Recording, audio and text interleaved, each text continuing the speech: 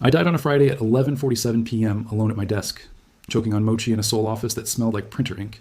The office also smelled like broken dreams. 6 years at that company. Not one person noticed I stopped breathing for 4 full long minutes. That was the last thought I had, before everything went dark around. Then, the kind of cold that does not touch your skin at all. It goes straight through you, past your bones, into something much deeper. Until it hits something, it cannot pass through anywhere inside the body. I opened my eyes and saw bamboo. Not decorative bamboo, not that kind. Not the kind rich people put in glass vases in hotel lobbies anywhere. Real bamboo, an entire forest of it, swaying gently in the wind. I tried to stand up. My legs did not cooperate. All 4. I need you to sit with that sentence for a single brief moment. All 4 of my legs failed simultaneously at the exact same time. I looked down. Paws. Round, black and white. Absolutely ridiculous paws here. Paws attached to a body shaped like a child drew it badly, like someone asked a child to draw a bear purely from memory. The artist did not check the result. The drawing was clearly wrong. I opened my mouth to scream. What came out was a strange sound. The sound of someone squeezing a very large, very offended stuffed animal. I was a panda, not a cool animal. A giant panda, specifically. Not a tiger, not a dragon, not even a regular bear with dignity. A giant panda. The animal so bad at reproducing that scientists worry. Scientists show them videos just to explain the entire concept to them. My name was Kang Junho, 29 years old, formerly alive and working. Master's degree in materials engineering. 300 manhwa read in 6 years. Mostly as a coping mechanism for the job that slowly destroyed me. And now I was a panda in a forest that matched absolutely nothing. Nothing in my education, my geographic knowledge, or my extensive manhwa research. The manhwa research was suddenly feeling extremely relevant to my current situation. Here is what nobody tells you about waking up in a new body. Your brain is perfect, crystal clear, every single memory completely intact, untouched. The body, however, has no idea who you are at all yet. I tried to move my right hand. My entire left side just rolled. It rolled directly into a thick bush right next to me there. I tried to sit up straight. My face went directly into the dirt. A real elegant start to my second life, I thought to myself sarcastically.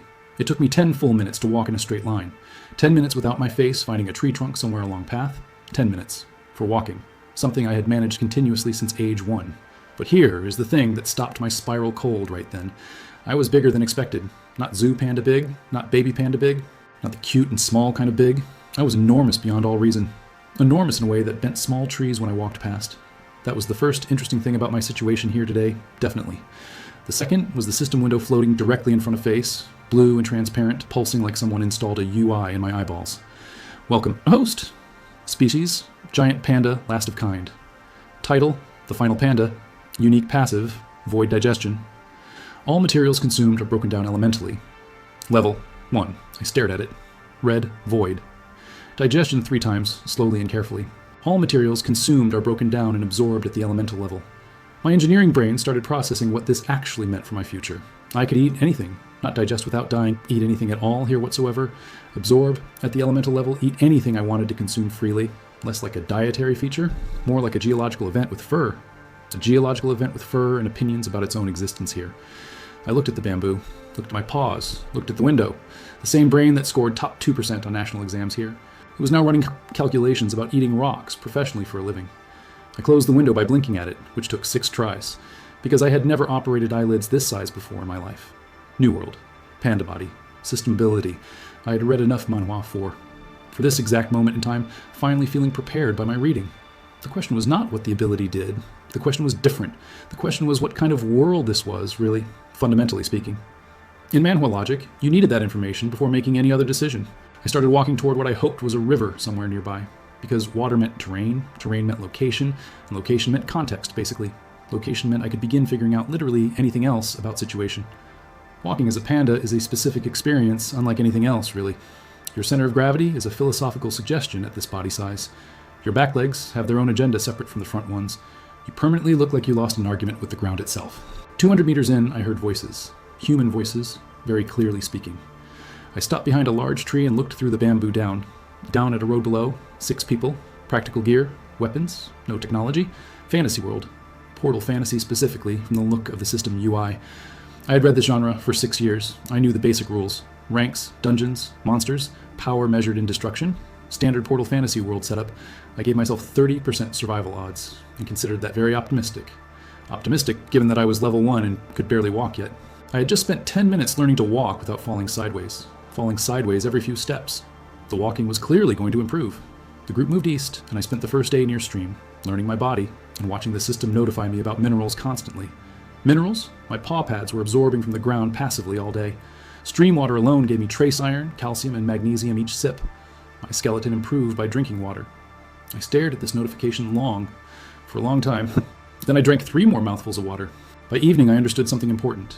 Void digestion was not waiting for me to eat things intentionally. It ran continuously, absorbing whatever my body contacted at all times. On the second day, I found a dungeon, not on purpose. I was following the stream toward a settlement when I found a clearing where the air felt wrong, like a window in a closed room. In the center, a gate, dark red, oval, edges flickering like heat shimmer on summer road. A dungeon portal, exactly like the ones from 6 years of Manhwa research. Absolutely a dungeon. I assessed my options. Option 1, leave, find civilization, be responsible. Option 2, enter alone as a level 1 panda with an ability tested only on stream water. I went in, obviously. The cave had 7 rooms total, which I knew because I counted. Old habit from the job, where counting things you cannot control makes you feel slightly less out of control. Room 2 had 3 lizards, and what appeared to be a nest. The system flagged a new compound in the nest material. Compressed silica weave, natural but dense. I ate the nest. I want to be clear that I did not plan to eat a monster nest. But Void Digestion sent me a notification with the words, estimated absorption value. Exceptional, and my engineering brain took over.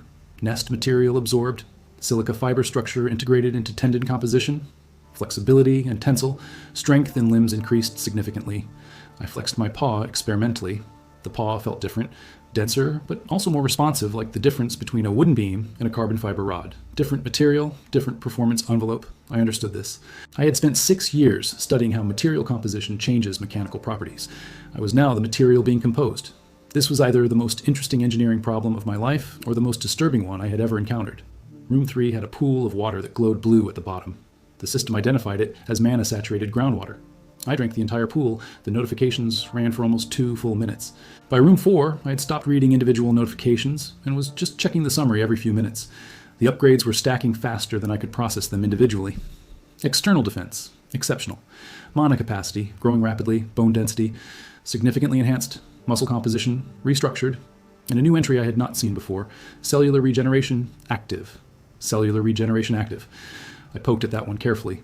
The system explained, host cells now repair damage at an accelerated rate using absorbed mana as fuel. I had accidentally unlocked healing. Not dramatic superhero healing, but the kind of steady repair that meant small damage fixed itself between rooms. I had licked 40 meters of cave wall and accidentally become significantly harder to kill. I sat in room 4 for a moment and thought about materials science, about how composite materials worked, how each added element changed the overall properties in ways that were not simply additive. I was not becoming a collection of absorbed things. I was becoming something new, a composite material that did not exist before, with properties emerging from the combination rather than any single component. That realization sat in my chest quietly for about 10 seconds. Then I stood up and kept going because I had a dungeon to finish, and philosophical realizations were best processed while moving. Room 5 was where I found the first weapon. A sword, embedded in the rock wall, surrounded by the dried remains of what had once been a hunter who had clearly not made it out of this dungeon. I looked at the sword. The system analyzed it immediately. Manite alloy composite. Rank C enchantment. Estimated value. Significant for standard hunters. And then, estimated absorption value. Very high. I looked at the sword for a long time. In Manhwa, legendary weapons were sacred. Heroes trained for years to wield them. They were named. They had history. Eating one seemed deeply disrespectful. On the other hand, the hunter who had left it here was not coming back for it, and my void digestion was doing the thing it did when it identified something significant, which was pulse warmly and wait. I touched the sword with one paw. The absorption was different from the wall material, more complex, like the difference between eating plain rice and eating a dish with 30 separate ingredients. Manaite, alloy, sword absorbed. Mana conductive alloy, integrated into skeletal structure. Mana circulation, pathways enhanced. Enchantment residue absorbed. New ability, crystallizing. I looked at my paw. Then I felt something move inside it. Not painful, more like the moment when a machine component clicks into the position it was always supposed to occupy and starts running. A small point of blue light appeared at the center of my right paw pad, then faded. The system notified me. Mana emission capability unlocked. Direction and intensity, currently uncontrolled. Be advised. Be advised. Classic system language for, we gave you something dangerous and accept no responsibility for what happens next. I had read that phrase in Manhwa before. I had never expected to receive it. I tucked my right paw slightly under my body and kept walking. Whatever mana emission meant, I could figure it out after the boss room. First things first, priorities, engineering discipline. Room 6 was empty except for crystal deposits on the walls. I absorbed them while walking. The process required no pause or conscious decision anymore. My body was doing it automatically now, which was either impressive or alarming. My absorption rate was faster now. The void stomach title was already visible in the results. The corridor to the boss room was longer than the others. The air pressure changed as I walked down it, the way it changes when something large and significant is waiting ahead. I had felt this kind of pressure change before, in large industrial facilities when I did materials testing. The way sound behaved differently in a room with a very large machine running inside it. The Stone Bear King was the largest thing I had seen since arriving in this world. 3 meters tall, natural armor plating, red glowing eyes. The posture of something that had genuinely never lost. It looked at me for a moment. Then it roared. The sound was physical. It hit my chest like a shockwave and made the crystal deposits on the walls vibrate and ring faintly in the aftermath. I sneezed, releasing a toxin cloud I had not tested before. The Stone Bear King walked through it with the confidence of a creature that assumed nothing in this dungeon could possibly hurt it. The toxin worked on it anyway, because it was absorbed from a species that had specifically evolved to take down large armored prey. The Stone Bear King sat down with the slow dignity of something that could not quite believe what was happening. I walked up to it carefully, put both paws on its head. My right paw, the one with the newly unlocked mana emission capability, pulsed once with that blue light just before the absorption began. The absorption of the Stone Bear King took longer than anything I had processed before. I could feel my body working at capacity, integrating and restructuring and adapting as fast as it could. When it finished, I stood in the empty boss room feeling fundamentally different from when I had entered. Heavier, more dense, more connected to itself in ways I lacked vocabulary for. I checked the summary. Strength index, not yet measurable. External defense, exceptional. Mana capacity, approaching first major threshold. Natural armor integration, complete. The mana claws were flagged as dormant, awaiting some activation condition the system had not yet specified clearly. Mana claws, dormant, awaiting activation. I looked at my paws, the soft black pads, the curved claws that had not looked particularly dangerous before. I flexed them once. Something stirred underneath. I decided not to activate anything in a collapsing dungeon. That seemed like the kind of decision that made sense on paper and created significant problems in practice. I walked toward the exit. Inside was a cave system, dark, cold, with walls that glowed faintly blue. The system identified it immediately. Manite crystal formation, estimated absorption value high. I licked the wall, not because it seemed smart, because my ability worked on anything. The glowing stuff was apparently valuable, and void digestion did not require eating things through my mouth specifically. The system responded enthusiastically.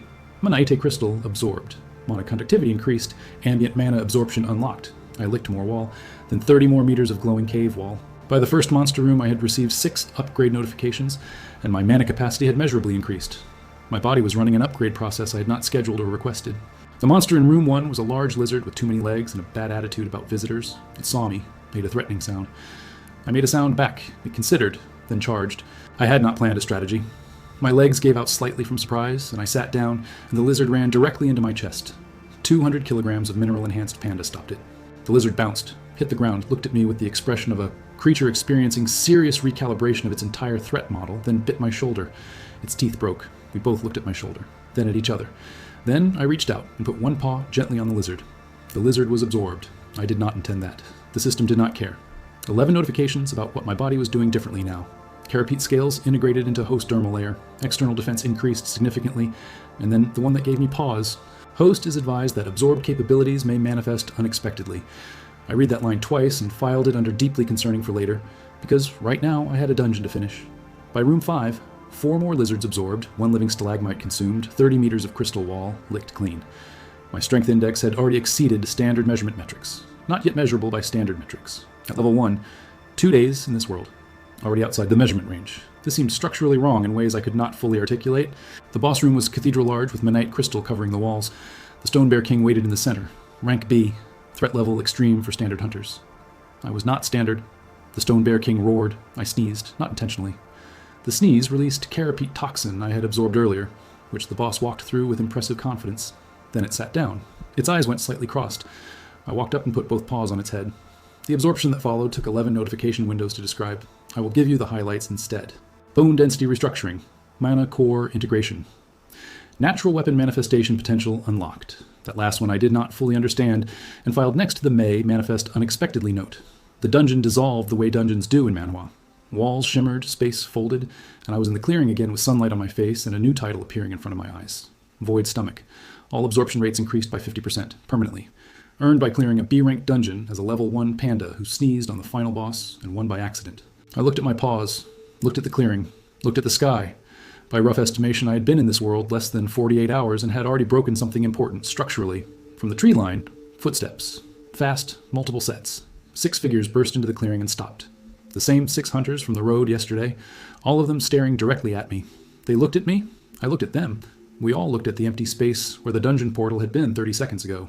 Nobody said anything for a moment that felt very long. One of them spoke in a language I did not understand. Another pointed at me. A third, a woman with red hair and the look of someone cataloging impossible things, asked something clearly. I did not know what she asked, but from the tone, the shape of it, she wanted to know who cleared the dungeon. I sat down, reducing my profile from threatening to merely very confusing. I produced the closest thing to a shrug a panda body is physically capable of, which mostly communicates digestive discomfort rather than uncertainty, but it was all I had available. The man in front took one step toward me. The red-haired woman grabbed his arm immediately and said something fast and very firm. He stopped. She had useful instincts. I filed that away. She looked at me with rapid, calculated assessment, the specific kind that means someone is good at their job and encountering something that does not fit any category they currently have. Her name, I figured out over 3 hours, was Sarah. The other 5 kept looking at her when they argued, ending sentences with what sounded like her name. She responded in 1 or 2 words. The broad man with the shaved head said everything, most loudly and with the most gesturing. Sarah responded each time with 1 or 2 words. Final. Settled. He looked annoyed each time. She ignored his annoyance with the efficiency of someone who had been ignoring that particular man for years and had built a very clean system for doing so. I respected this immediately. The practical woman's name was Mira. I figured that out on the 2nd day of walking, when Kid called her name to ask a question about something and she turned without looking up from the trail. I had been building a vocabulary list in my head. Single words matched to people, objects, actions. It was slow. It was inefficient. It was the only tool I had for communication, and I was using all of it. Sarah. Red hair, useful instincts, tactical thinker. She was the leader even when not speaking. The group oriented around her the way a compass orients around north, automatically, without deciding to. The broad man was Drac. I figured his name out from how often Sarah said it in the tone you use when you are informing someone that they are wrong, and this is the last time you will do so today. Drac was experienced and physically capable, with strong opinions about hierarchy. His problem was that hierarchy had not prepared him, or anyone, for a panda clearing dungeons ahead of them. The notebook man's name I did not catch. He introduced himself to me directly at camp on the 2nd evening, crouching down to my level, saying his name carefully and pointing at himself. I did not produce his name correctly. He wrote something in his notebook and showed it to me. A rough sketch of me, surprisingly accurate, with small annotations in a script I could not yet read. He pointed at the drawing, said something, then pointed at me. I thought he was asking if the drawing was accurate. I tilted my head once to the right, which I had been using as yes. He wrote that down too. I was providing research data to a Manhwa world academic on my 2nd night in this world.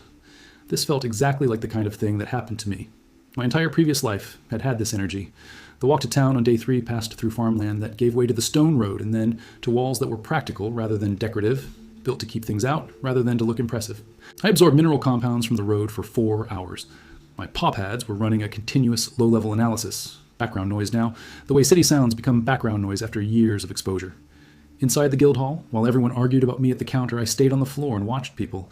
Specifically, I watched how they interacted with the notice board and with each other near it. Experienced hunters looked at the SSS rank notice briefly and looked away fast. The kind of fast that means you have already processed the information and your brain is telling you to stop thinking about it. Newer hunters looked longer. Some pointed at it. One young woman said something to her partner that made him look at the floor. The notice was doing something to people that the other notices were not. The counterwoman, whose name I later learned was Chief Ilda, came out from behind the counter while the argument was ongoing and walked directly toward me. She stopped 2 meters away and studied me. I studied her back. She was older than she looked from a distance. The authority was not just professional, it was accumulated.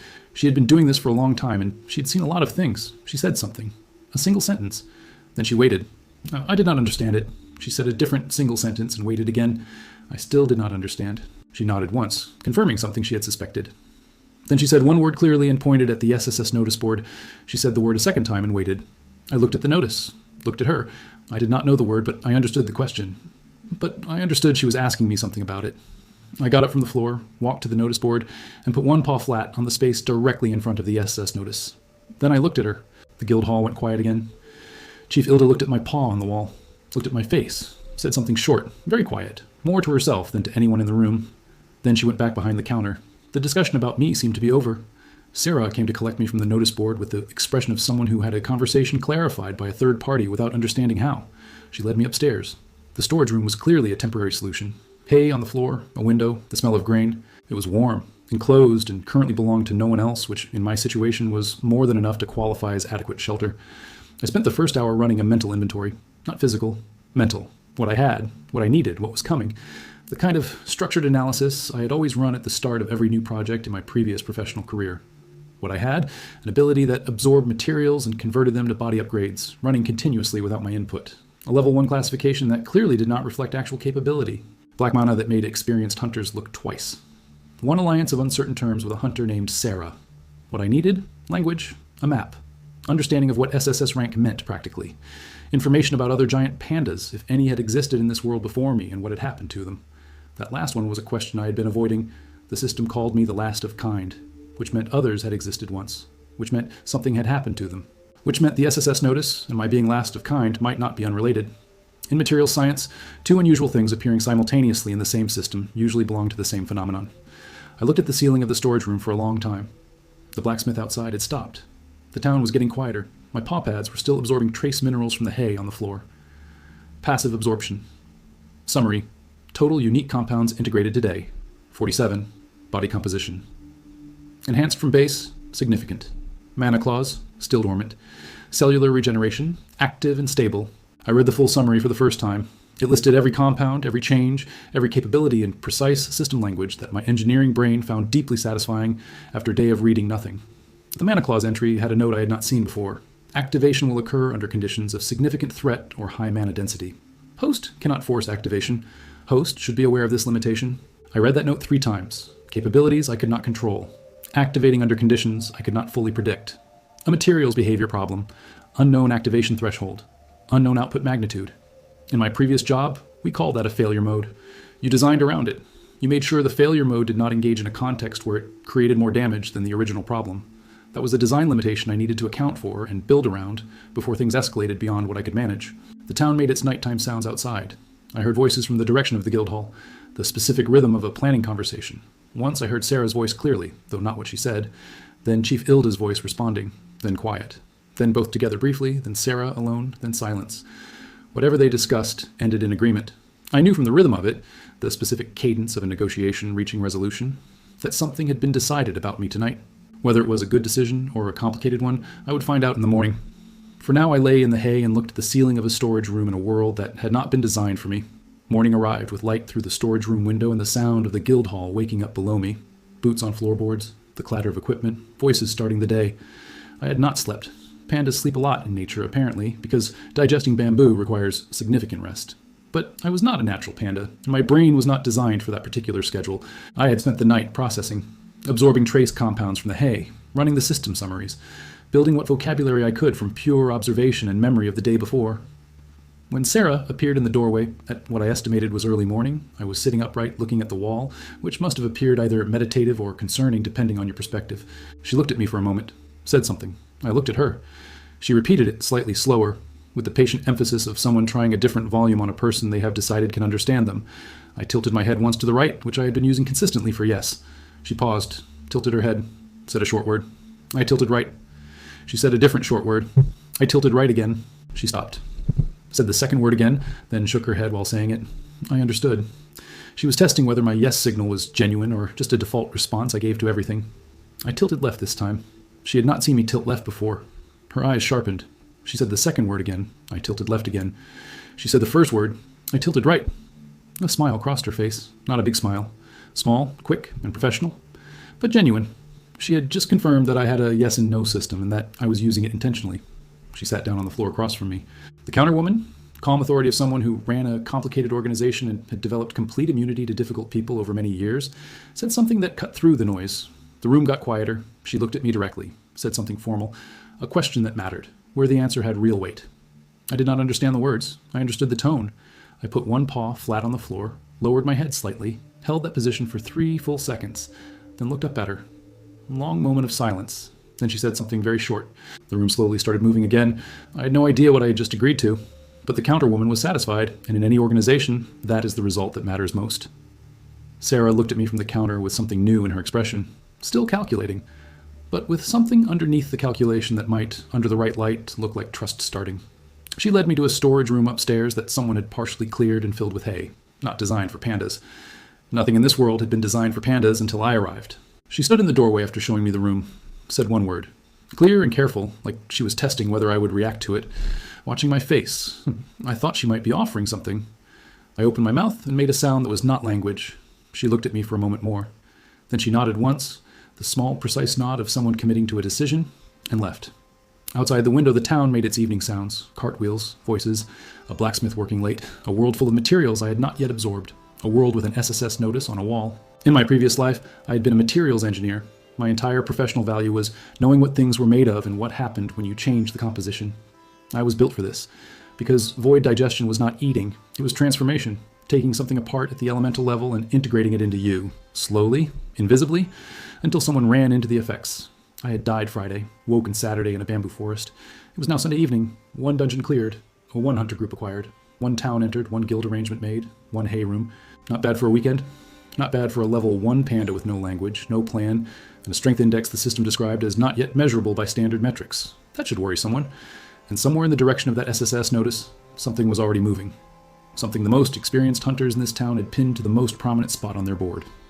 My void digestion pulsed again in the dark of the storage room. Warm, interested, patient, waiting. The way it always pulsed when it had identified something significant and was prepared. I was Kang Junho, dead at 29. Now the last giant panda in a fantasy world with a weapon system hidden inside a stuffed animal body. And that SSS notice was going to be my problem. Not because I was looking for problems, because I was the largest available container in this building. And the largest problems in any world find the largest container and make themselves at home, one problem at a time. That was the only way I knew how to function. And I was discovering, the only way a panda with no language and too many passive abilities could stay sane. Tomorrow, learn something about the language, understand more of the system, find out what SSS meant practically, be positioned correctly when whatever it described finally arrived here. I looked at the ceiling of a hay-filled storage room in a fantasy world and felt something I had not felt since I died on that Friday. Not relief, not hope. Purpose, specific and clean. The feeling of having a problem worth solving in front of you, and the right tools to solve it, even if the tools were strange and the problem was enormous and your situation was deeply absurd. Whatever came through that SSS gate was going to find something on this side it had not planned for. Something that absorbed a dungeon boss with its paws and sneezed through its first fight. Something that died choking on mochi and came back with void digestion, black mana, and 30% original survival odds that it had already decided to treat as a floor, not a ceiling. If you want to see what happens when that SSS gate opens, and our panda gets its first taste of something truly legendary, drop a like. Part 2 is going to absorb something it really should not. The word Chief Ilda had said stayed in my head all morning like a splinter I could not locate precisely enough to remove. I did not know what it meant. But I knew from the room's reaction that it had weight, the kind of weight that comes from words that have been used before in serious contexts. Sarah had not explained it. She had looked at me for a long moment after Ilda said it, then turned and walked back to the counter as if the matter was settled and she had known it would be. Kid had stopped eating when he heard it. That was the detail that bothered me most. Kid stopped mid-bite and looked at me with an expression I did not yet have vocabulary to read accurately. The notebook man had written it down, then underlined it, then looked at me over the top of his glasses with something that was not quite concern and was not quite excitement, but lived somewhere between both. Drac had looked at me once more without another word, then walked out of the room. The door closing behind him said everything his words had not. I filed all of this away in the engineering part of my brain that collected data points and waited for enough of them to form a pattern. I had 11 data points now. The pattern was not yet clear. What was clear was that my morning in the guild hall had shifted something. Before the word, I was an unusual animal that a hunter had vouched for. After the word, I was something with a function. I did not know what function. But in any organization, the moment someone assigns you a function, your status changes. You stop being a problem to manage and start being a resource to deploy. The man in dark clothing had left immediately after Ilda spoke, quickly, with the specific efficiency of someone who had information to deliver and a deadline for delivering it. That meant someone outside this room was waiting for news about me, which meant my presence here had already been reported, which meant the information network in this world was faster than I had assumed. I sat in the middle of the guild hall floor and thought about this, while hunters around me gave me progressively wider berth, which was either courtesy or caution and functioned identically from my perspective. By mid-morning, Sarah came back to me with a piece of equipment in her hand. She crouched down and held it up. A collar, roughly, but heavier than decorative, with a flat metal plate on the front. She pointed at it, said a word, said my not-quite name that she had been using since the first morning. Then she pointed at the collar and then at my neck and looked at me with a question in her eyes. I looked at the collar for several seconds. In Manhwa, collars on monsters meant ownership, control, or tracking. None of those options were appealing, but none of them were immediately fatal either. I tilted my head right. Yes. She looked slightly relieved, which told me she had not been certain I would agree and had prepared for the possibility that I would not. She fastened it carefully. The metal plate had a symbol engraved on it. Small, precise, geometric. The notebook man looked at it and wrote something down immediately. I felt the metal against my fur and assessed it with my passive, iron alloy with mana inscription. Detected. Absorption value. Low. Function, identification, and signal transmission do not absorb. I told my void digestion to stand down. It complied, reluctantly. An identification collar. Not a control device. Not a tracker for hunting me. An ID tag, essentially, the kind that said this animal belongs to a registered party and should not be attacked on sight. I had just received the fantasy world equivalent of a work badge. This was either deeply reassuring or deeply ironic, and I chose to view it as both simultaneously because that seemed accurate. Drac reappeared when Sarah stood up from fastening the collar. He looked at the collar, then at Sarah, then at me. Something in his expression shifted. Not warmth.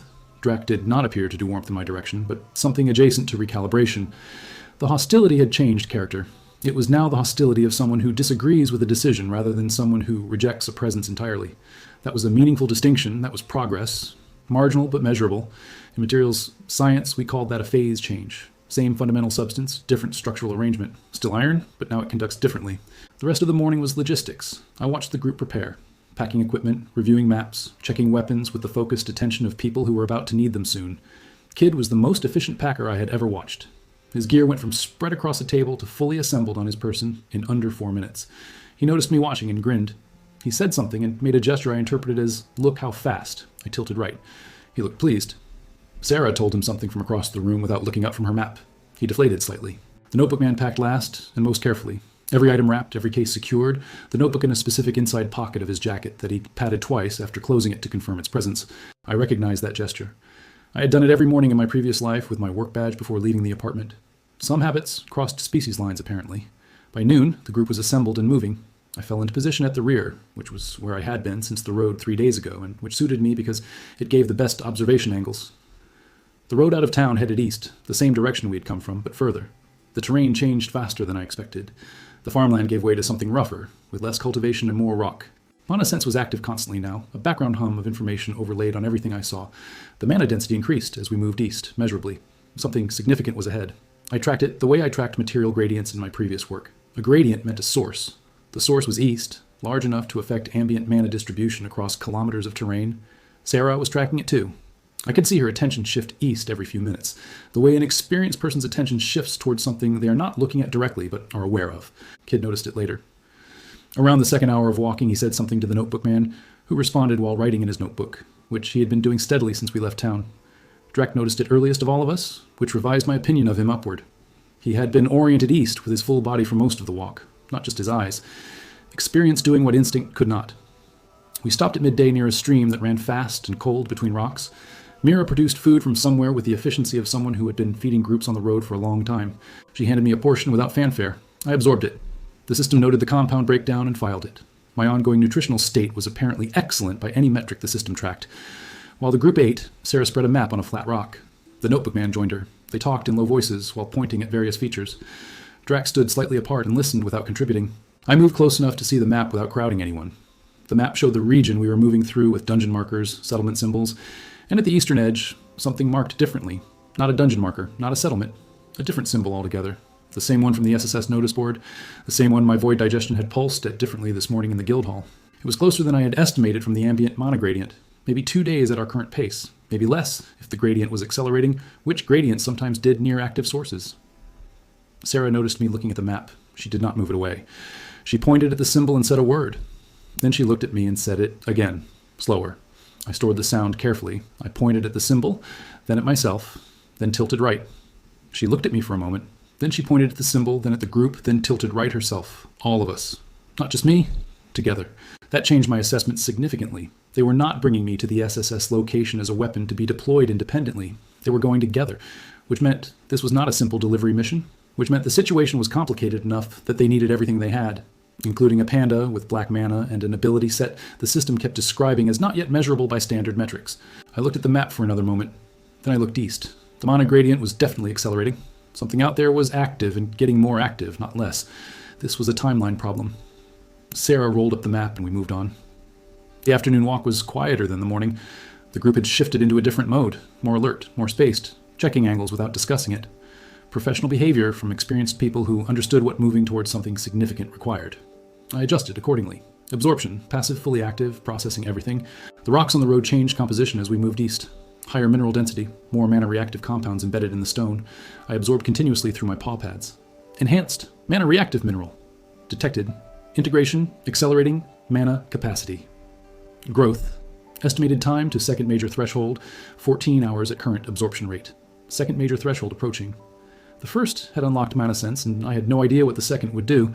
The system was not offering previews, which I was learning to treat as standard practice. We stopped for the night at a traveler's shelter, a stone building maintained by someone, with a fire pit and a roof and enough floor space for the group to sleep inside. I fit through the door sideways. The evening routine had developed naturally over 3 days. Mira handled food. Kid gathered wood. Notebook man wrote. Drac took the first watch. Sarah reviewed whatever she reviewed in the evenings at the fire. I sat near the fire because the warmth increased absorption efficiency by a small but measurable amount.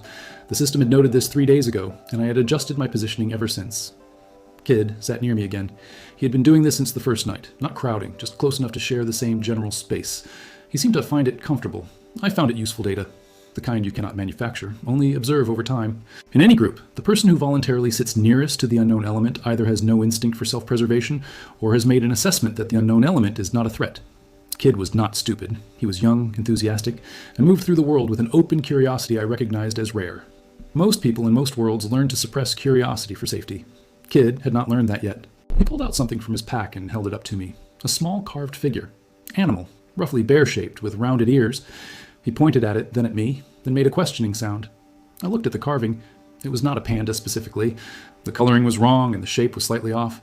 But it was the closest to a panda I had seen anyone in this world produce. I tilted right. He smiled. It was the kind of smile that means I thought so, but I wanted to confirm. He tucked the carving back carefully, with the handling of something that mattered to him. I wondered how old the carving was, whether it was his or found, whether pandas had existed in this world before in some form, in some story or legend, long enough ago to leave traces in old carvings. The system called me the last of kind, which presupposed a kind that had existed. I had been avoiding pulling on that thread because it led somewhere that felt significant and possibly painful. But sitting by the fire in a traveler's shelter on the road to an SSS rank situation, with a carved panda figure sitting in a 16-year-old's pack, I let myself pull on it just slightly. Last of kind. In my previous world, giant pandas had been endangered. Climate, habitat loss, reproductive difficulties. They were still alive when I died, barely, because of enormous concentrated effort. In this world, with dungeons and mana and SSS rank threats, the causes of extinction would be different, more direct, faster. Whatever eliminated the pandas here had not done it gradually. Something had hunted them, or something had appeared that they could not survive. And that something was probably related to the SSS symbol on the guild notice board and the mana gradient pulling us east. My void digestion passive pulsed, cold, urgent. The same pulse it had given the symbol in the guild hall, not the warm, interested absorption pulse. Something more like recognition, or warning. I looked at the fire for a long time and decided that tomorrow, when we were moving again, and I had more vocabulary, I was going to try to ask Sarah about the symbol, about what it meant, about what it was. Notebook man looked up from his writing and looked at me. He had been watching me, I realized, in the same patient way I had been watching everything else. Cataloging, noting, building a picture. He said something quiet, not to anyone in particular. More like something he was saying to himself, or possibly to me, knowing I could not respond in kind. His tone was thoughtful rather than alarmed. I did not know the words, but the tone said, "I think I understand what you are, and what you are matters more than anyone in this room has said aloud yet, including the person who should know." He went back to writing, and the fire crackled steadily. Drac's footsteps moved in regular intervals outside. Sarah had fallen asleep, which surprised me. She seemed like someone who always slept last. I sat with the fire until it burned low, and then I sat with the embers and thought about what it meant to be the last of anything in any world, and whether the thing that made you last could also make you first. Morning came gray and cold with low clouds that made the mana gradient feel more oppressive somehow, like the sky was pressing the ambient mana down closer to the ground, where it was harder to ignore. We were moving before full light. Sarah's decision, no discussion. Kid was half asleep and ate while walking, which Mira observed with the expression of someone who had given up on this specific battle. The notebook man fell into pace beside me within the first 10 minutes. He opened his notebook and showed me a page while walking. A drawing, detailed, more careful than the sketch from the first day.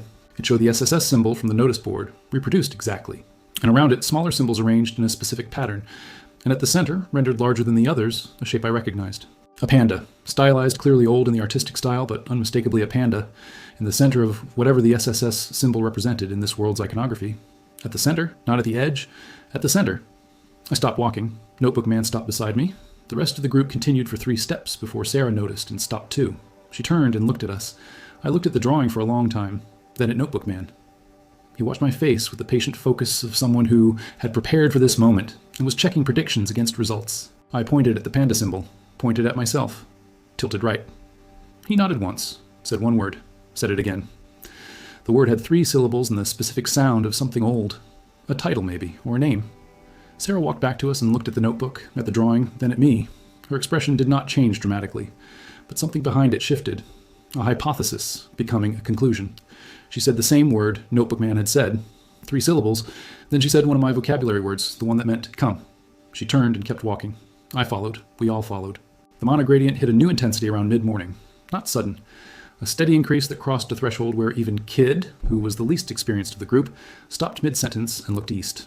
Monodensity elevated to level, requiring host attention. Second threshold approaching. Passive systems accelerating. Host should be aware that capability changes may occur soon. Host should be aware that capability changes may occur soon. The system's version of brace yourself, which was not a phrase that inspired confidence regardless of the language it arrived in. I flexed my right paw. The blue point of light that had appeared there in the dungeon's boss room appeared again briefly, then faded. The mana claws were responding to the elevated ambient density around us. Dormant, the system had said, awaiting conditions of significant threat or high mana density.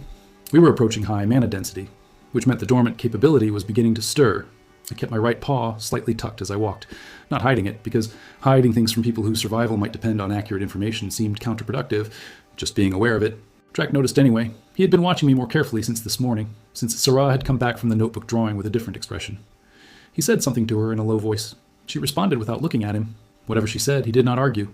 He looked at my paw again, then looked east and said nothing more. His hostility had recalibrated significantly. The terrain had changed completely by midday. No farmland, no maintained road. Raw landscape, rocky and dense with vegetation that responded visibly to the elevated mana. Colors slightly wrong for nature. The trees had faint luminescence in their leaves. The rocks had crystal formations growing without any dungeon portal nearby to explain the density. The mana was being generated by something ahead, something large, something old, something that had been generating mana at this rate long enough for the local ecosystem to adapt around it. That took time. Geological time in some cases. I was absorbing everything constantly, the enhanced mineral compositions from the rocks, the mana-reactive plant material I walked through, the dense ambient mana itself, faster now with the void stomach boost. Absorption rate, significantly elevated. Second threshold, 4 hours at current rate. All passive systems operating at enhanced efficiency. Mana claws, dormancy reducing. Dormancy reducing. The mana claws were waking up. I did not know what they would do when they were fully active. I did not know if I could control them. The system had been very clear on both points. Sarah stopped the group at the top of a ridge that looked down into a valley below. She crouched at the ridgeline, and the rest of the group spread out along it without instruction, reading the terrain. I moved to a position slightly apart and looked down into the valley for the first time. What I saw required a few seconds of processing before my brain could organize it into something coherent. The valley floor was covered in crystal formations, not cave crystal. Open-air crystal growth on a scale that should not be possible in any geology I had studied. Pillars of it 20, 30 meters tall. Between the pillars, shapes were moving. Large shapes, multiple. Moving with a specific quality of things that were patrolling rather than wandering. Systematic, covering ground with intention. And at the center of the valley, visible through the crystal formations like the eye of something enormous, a gate, but not a dungeon gate, not the red and flickering kind I had entered 3 days ago. This one was white. Stable, not flickering, large enough that the dungeon portal I had cleared would have fit inside it with room to spare. And from it, the mana gradient emanated like heat from a furnace. Detection, void gate.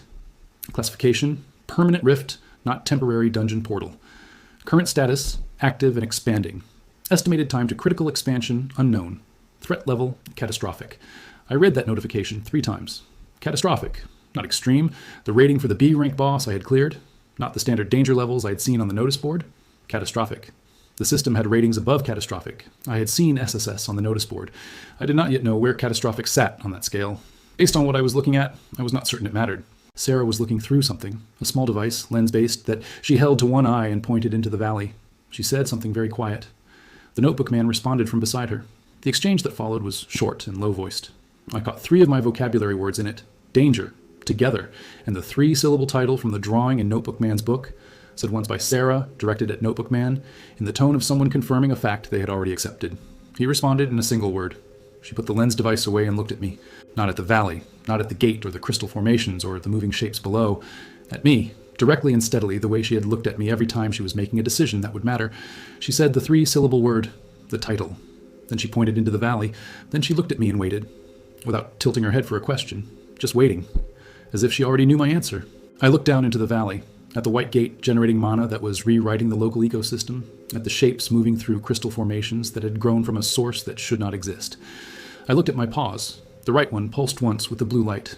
Steady, warmer than before, less like an accident and more like something with direction.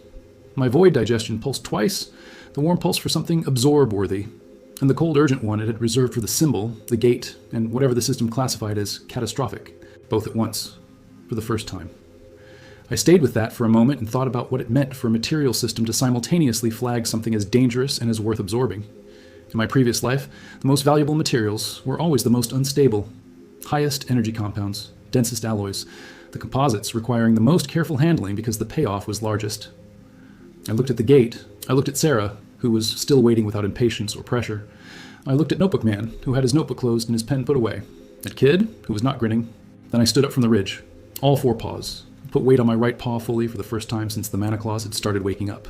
The blue light appeared and held, steady, controlled, mostly controlled. The system notification that appeared was encouraging with a caveat. Mana claws partially activated. Control estimated at 60%. Host should proceed with awareness of limitations. 60% control of an ability I did not fully understand yet, moving toward a catastrophic rated threat source with a group of hunters whose exact capabilities I had not yet seen in full. In my previous life, this was the kind of project that got sent back to planning for another 3 months of feasibility study. In this life, I was a panda standing on a ridge and the planning phase was over. I looked at Sarah, tilted my head right. Then I started walking down toward the valley. I heard her exhale once, quiet, behind me. Then I heard her stand up and follow, then the rest of the group. The descent into the valley took 30 minutes. Crystal formations grew taller as we went lower, reaching heights that blocked sections of sky and scattered light into spectra that should not exist naturally. The mana was thick enough here that even my non-enhanced perception could almost feel it as physical pressure. My absorption passive was running at maximum capacity, and still the density kept climbing. Absorption rate, maximum sustainable. Second threshold, imminent. Host should note that threshold crossing may produce observable effects. Host is advised to prepare companions if possible. Observable effects, the system's phrase for things that would be visible from outside my body, which meant something about me was about to change in a way that the people walking behind me would see. I slowed my pace, turned my head back toward Sarah. She was 2 meters behind me, close enough to see my expression, if pandas had useful expressions. I looked at my right paw. The blue light was steady now. She saw it. Her eyes went to the paw and stayed there. She said one word to the group behind her, and I felt them slow and spread out, giving me room. Whatever room meant for what was coming. The threshold crossed without warning, the way phase transitions always do. Gradually, then suddenly, then complete. One moment, my mana capacity was large. The next, the system described it differently. Second major threshold crossed. Mana capacity, restructured to void class configuration, passive abilities enhanced, new ability unlocked void pulse, mana claws, full activation. The mana claws activated fully. I want to describe this in a way that is accurate without being dramatic. My claws extended slightly. Not physically, I was already fully grown, but something in them changed. They went from being curved keratin structures with bone underneath to being something that contained the mana I had absorbed across 4 days in a configuration that felt, for the first time, intentional. I looked at my right paw in the scattered crystal light. The blue light was gone, and what replaced it was difficult to describe. Less like light, and more like light being pulled steadily inward. The nearest crystal formation reacted. A small crystal near the base vibrated once and went dark. The system notified me, trace absorption at range, passive effect only, not intentional, just proximity. I was absorbing things by proximity, not touching them, just being near them. My void digestion had grown a field. I looked at this development and felt something adjacent to alarm because nobody had mentioned absorption by proximity was possible. Sarah had stopped completely. I turned and looked at her. Her expression was the most unguarded I had seen from her. Not fear, something larger and more complex. A framework being rebuilt in real time. She said the 3-syllable word very quietly. Then she said another word I did not have. Then she looked at Notebook Man. He said something short. She said something back. He opened his notebook. I waited while they exchanged words rapidly. I followed about 20% by vocabulary, the rest by tone and gesture. The conclusion Sarah reached showed in her face before she spoke. She looked at me and said one sentence slowly, using all the words I had. I caught 5 words I recognized. Danger. Together. The 3-syllable title, east, and the word that meant come. Come together toward the danger, something title. More or less. Close enough. I turned back toward the valley's center, toward the white gate and the moving shapes, closer now without the lens device. The shapes were large. Creature, large. The system analyzed them from this distance, and I read the results as they arrived. Monoconstructs, not biological, generated by the gate and expanding in number with every passing minute of inactivity. And moving, the system noted with the calm neutrality it used for observations that should be concerning, in a pattern consistent with organized patrol and territory expansion rather than random movement. They were spreading outward from the gate, systematically, which meant whatever was generating them with purpose. The gate was not just leaking mana, it was producing something intended. I stopped at the edge of the crystal field and looked at the constructs more closely. They had a shape that was almost familiar, almost like something from a legend, or an old carving, or a notebook drawing. Large, rounded, upright on four legs, with markings that might, in a different context, look like black on white fur. They were mana constructs shaped roughly like pandas, corrupted, enlarged, fundamentally wrong in every detail that mattered. I stayed completely still and gave my brain the time it needed to process the full implication of what I had just seen. The gate was producing mana constructs shaped like pandas, and I was the last panda in this world, the last of whatever the gate had once been connected to. The system had pulsed both warm and cold at the gate. Notebook Man's drawing had put a panda symbol at the very center. This was not a coincidence my engineering brain could dismiss. This was a connection. The gate was connected to whatever had eliminated the pandas. Still connected, still active, still producing. Void Pulse was the new ability from the Threshold Crossing, and the system had not explained it unprompted. I did not know what it did until I asked. The system described it as a mission of absorbed void energy in directed or dispersal pattern. Effect varies by composition. My kind of ability, my kind of problem. I was standing in a field of mana constructs with an ability that emitted absorbed void energy, and I had been absorbing void-class mana for 4 full days. The nearest construct turned its head. Slow and deliberate, it had no eyes in any biological sense, but whatever occupied the space where eyes would have been oriented toward me and held position, the group behind me went still. I heard Sarah's hand move to her weapon without looking back. I heard Drac do the same, faster. I heard Kid make a sound that was very short and very young. The construct looked at me for a long moment. Then it made a sound. Low, resonant, less like an animal sound, and more like a sound a very large crystal makes when it is beginning to fracture under pressure. Then the others turned, all of them in the valley floor that I could see, turning one by one to orient toward me with the same slow, deliberate motion as the first. Looking at me. Not at the group. At me. My void digestion passive pulsed. Warm. Urgent. Insistent in a way it had never been before. Absorb. Now. This is why you are here. This is what you were designed for. This is the function.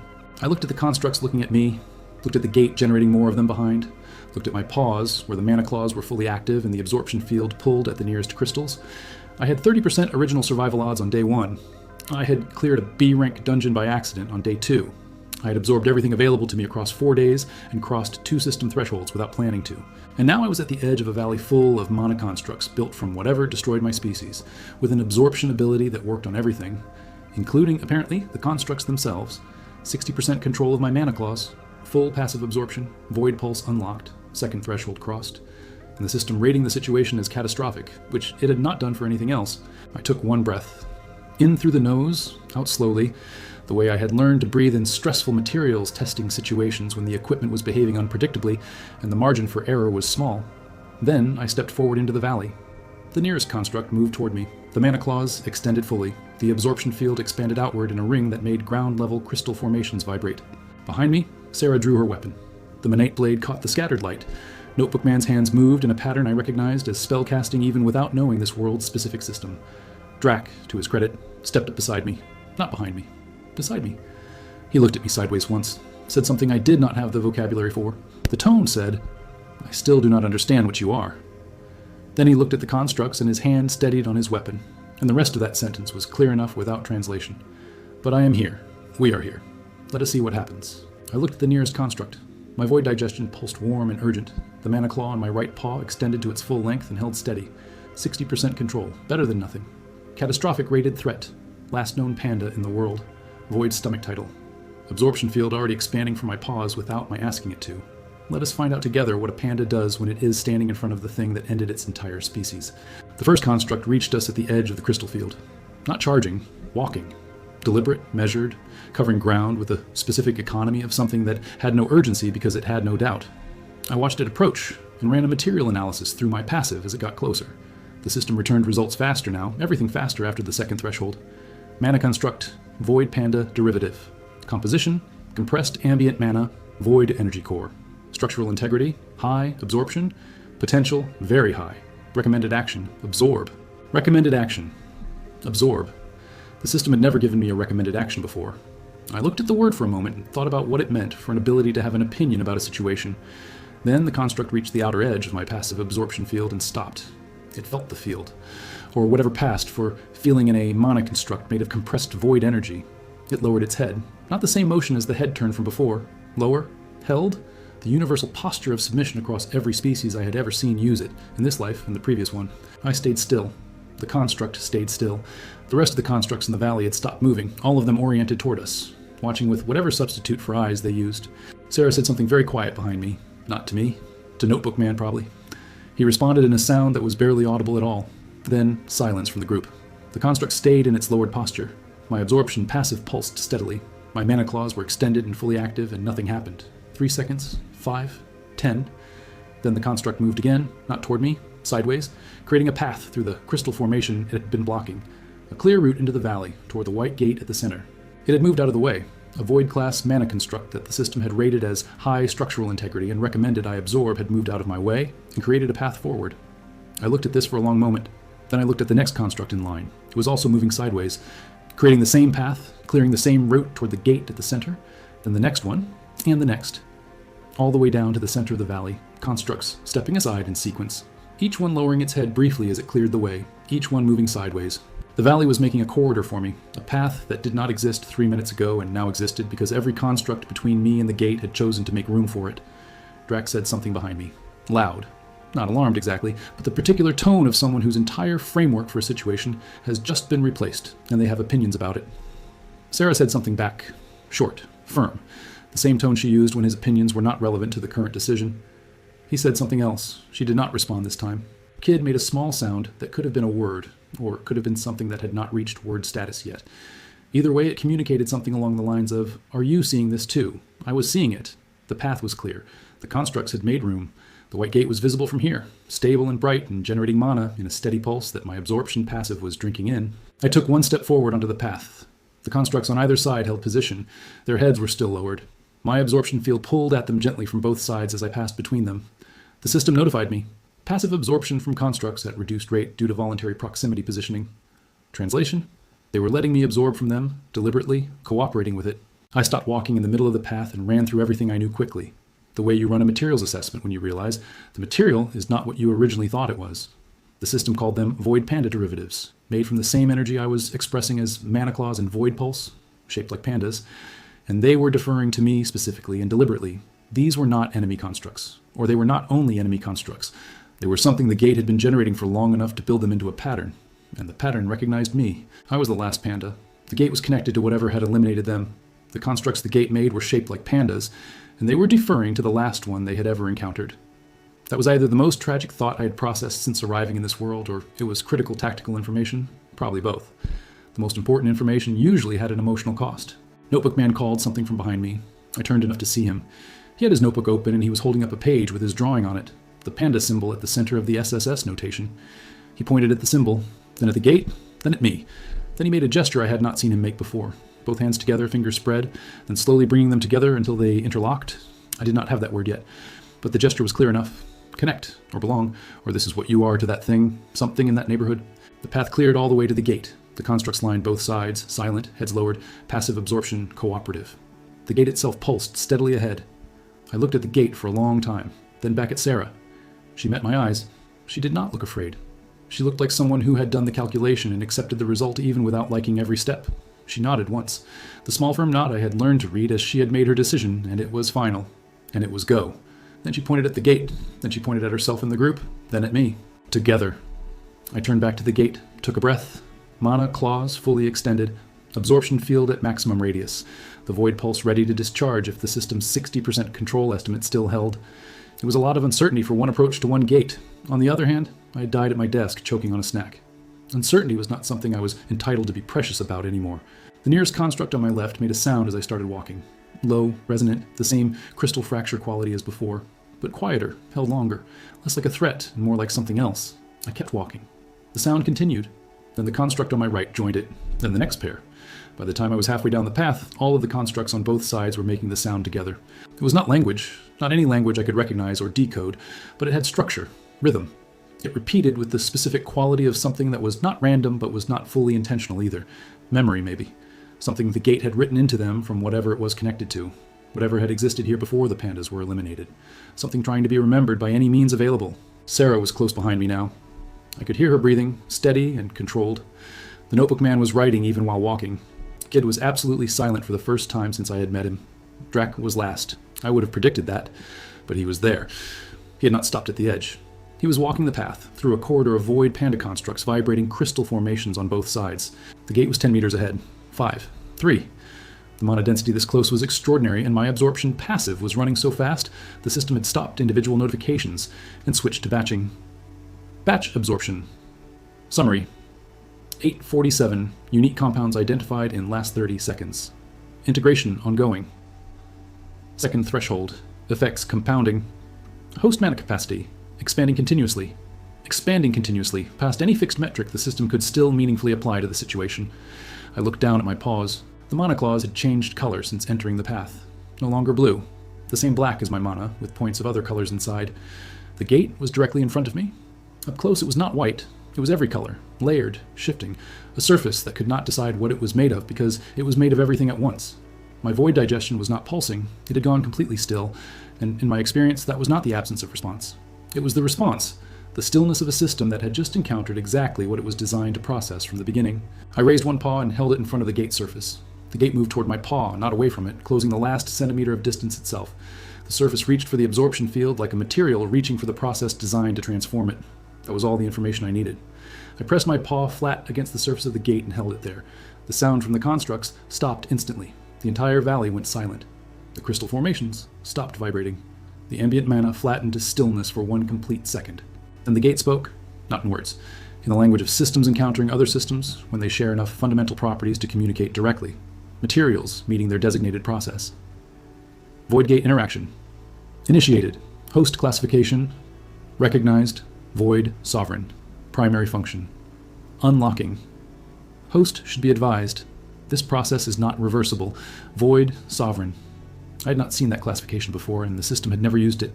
It arrived with the weight of something that had always been present but needed this specific contact to surface. Primary function unlocking. Not yet unlocked. Unlocking. A process already in motion that I had started the moment my paw touched the gate and that the system had warned me was not reversible. I looked at the gate and thought about 30% survival odds. About level 1. About 40 meters of cave wall and a boss I sneezed on. About a carved panda figure in a 16-year-old's pack. Then I thought about last of kind and what it meant to be the last of something versus the first of something new. The gate pulsed under my paw. My absorption passive began, and in the valley behind me, every construct raised its head at once. If you think you know what the void pulse does when it hits a mana construct shaped like a dead species, drop a comment. Part 3 is where everything the system has been building toward finally fires. The gate absorbed my paw the way a material absorbs a catalyst. Not violently, not dramatically, but with the quiet certainty of the right reaction finding the right conditions. The surface simply accepted contact and began processing it, the way composite materials accept bonding agents when the temperature and pressure are exactly right. I felt it before the system told me anything. A current running from my paw backward, through my arm, through my shoulder, through the mana pathways that 4 days of absorption had built inside me. The system notifications came fast and stacked. I stopped reading individual ones and watched the batch summaries instead, because the individual updates were coming too quickly to process one at a time. Void gate. Interface. Active. Primary function. Transfer. Initiating. Host mana architecture. Compatible at 94%. Adjustment in progress for remaining 6%. Estimated completion. Ongoing. 94% compatible. 6% adjustment in progress. My engineering brain noted that 6% compatibility gap and flagged it as the variable most likely to produce unexpected effects. In material science, the last few percent of compatibility were almost always where the interesting things happened, where properties emerged that neither material had separately, where the combination became something new. I kept my paw against the gate and let the process run. Behind me, I could hear the group holding position. Sarah had not said anything since I made contact. The silence from her specifically felt like a decision. The constructs were still making their sound. Low, resonant, rhythmic. 30 seconds ago it had started as one, then two, then all of them. Now it had settled into something that was almost a pattern. Not quite, not complete. With the specific quality of a song being remembered imperfectly by something that was trying. Like a song being remembered imperfectly, with gaps where something had been lost, with notes that almost fit but not entirely, with a structure that wanted to be complete and was not. Void gate. Analysis. Gate predates. Current dungeon system by approximately 800 years. Original function. Void energy regulation and distribution. Current status. Unregulated due to loss of sovereign anchor. 800 years the gate had been here without a void sovereign to anchor it. 800 years of unregulated void energy pouring into a valley, rewriting the local ecosystem, generating constructs. 800 years of constructs shaped like pandas, accumulating in a valley, performing a patrol pattern that was less a military function and more awaiting behavior. They had been waiting. I understood something then that the system had not stated directly. The constructs were not the gate's attempt to replace the pandas. They were the gate's attempt to call them back. 800 years of calling. My absorption passive had been running since I made contact, and the results were stacking in a way that was hard to track without the engineering context. The gate was not just a power source, it was a record. Every compound, every configuration, every pattern that had passed through it across 800 years stored in its structure. Every compound, every configuration, every pattern that had passed through it across 800 years was stored in its structure the way a crystal stores the conditions of its formation. And I was reading it through void digestion. Through the absorption passive that had been designed, I was beginning to understand, not just to take materials in, but to read them, to understand what they had been. The pattern in the construct's sound shifted. It did not become a complete song, but one of the gaps filled in. One note that had been missing appeared, and the sound moved fractionally closer to whatever it was trying to be. I felt that note arrive somewhere in my mana architecture, not as sound, as information, as a tiny piece of something that had been incomplete, now slotting into a position that had been waiting for it. Fragment. Recovered. Void, sovereign protocol, partial. Host mana architecture updating. One of unknown total fragments integrated. Ability system expanding to accommodate recovered data. One of unknown total. The system did not know how many fragments there were. 800 years of accumulation in a gate that had been running unanchored, with information distributed across constructs and crystal formations and ambient mana. The total could be small. The total could be enormous. I had no way to know without continuing the absorption process. And continuing meant staying in contact with the gate while the 6% adjustment was still running. I kept my paw against the surface and thought about what I was doing in engineering terms. I was interfacing with a system that had been running without its primary component for 800 years. Unanchored, generating outputs that had no receiver, accumulating data that had no processor. The gate had been doing the equivalent of a machine running on backup power in an empty room. The gate had been doing the equivalent of a machine running on backup power, performing its functions without the part that gave those functions meaning. And now the part was here. 800 years late, born in a different world, downloaded into a panda body by a universe that apparently had a very specific plan and very limited patience for asking permission. I would have thoughts about that later. The system was still running its process, and the 6% adjustment was not yet complete, and this was not the time for philosophical objections. The valley had gone quieter, but not silent. The constructs were still making their sound, and the crystal formations had stopped vibrating, and the ambient mana had begun to organize. But the crystal formations had stopped vibrating, and the ambient mana, which had been dense enough to feel like pressure, had begun to organize. Not decrease, organize. The difference mattered. Dense chaotic mana became dense structured mana, and the sensation was like standing in a room full of noise that suddenly resolved into music. Still loud, but comprehensible in a way it had not been before. I could feel individual mana currents now, each one with direction and purpose, each one contributing to a system that was beginning to function as designed. Void gate status. Update. Regulation improving. Construct generation rate decreasing. Ambient mana organization increasing. Sovereign anchor effect active at 31% and climbing. 31% and climbing. The gate was responding to contact faster than the system had suggested. The 6% compatibility gap was apparently not as significant as the initial estimate implied. Or the adjustment was accelerating, because my 4 days of absorption had built pathways that matched the gate's requirements better than any baseline standard would have. In retrospect, absorbing everything available in every dungeon and environment I had encountered was probably the optimal preparation for this specific situation. Either that, or an enormous coincidence. I did not believe in enormous coincidences. I had stated this before. It remained true. The universe had prepared me specifically. I had objections to the method. The outcome was what it was. Compatibility. Adjustment complete. Host architecture, now at 100% void gate. Compatibility. Primary function. Transfer completing. Void sovereign status confirmed. Authority level initiating 100%. The adjustment was done. The process had completed, and the system had confirmed the classification it had introduced at first contact. Void sovereign. Authority level initiating. I pulled my paw back from the gate. The gate did not resist. It released contact with the smooth finality of a process that had concluded rather than been interrupted. The surface stilled. The valley changed. Not visibly, not in any way that would have shown on a map or a sensor, but in the way that mana-sensitive people describe as a shift in the weight of a place. Something fundamental had settled. The constructs stopped making their sound, all of them simultaneously, mid-note, the way a recording stops when you press the button. Complete silence from every direction at once. Then they raised their heads. Not slowly, as they had lowered them, quickly. All of them at the same moment, with the coordinated precision of things receiving a signal from a shared source. And they looked at me. All of them. Not the unfocused orientation from before. Direct, clear. As if whatever had been operating their perception before had been upgraded by the same process that had just completed in the gate. I looked back at the nearest one. It was approximately 3 meters from me. Up close, in the organized mana light of the now regulated valley, The shape was clearer than it had been from a distance. It was not a perfect panda shape. It was a panda shape filtered through 800 years of a system trying to reconstruct something it had only partial information about. The proportions were slightly wrong, but the intention was clear and the effort was undeniable across every construct in the valley.